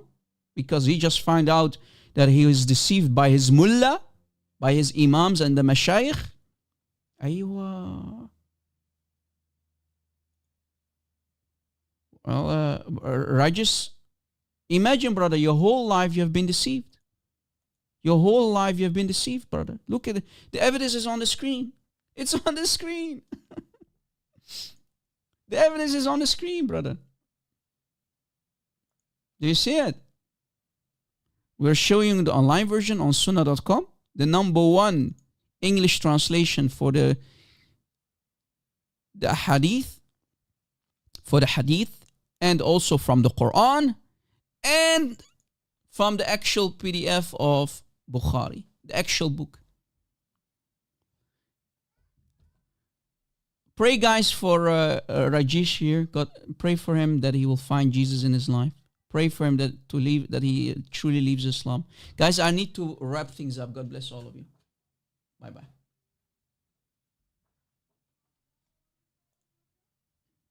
See you very soon in a new live show. Jesus is Lord and Islam is false.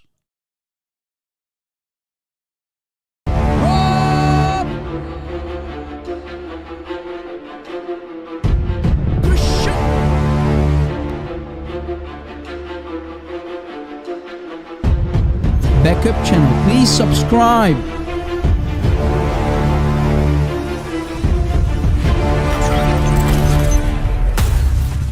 Did you subscribe, guys?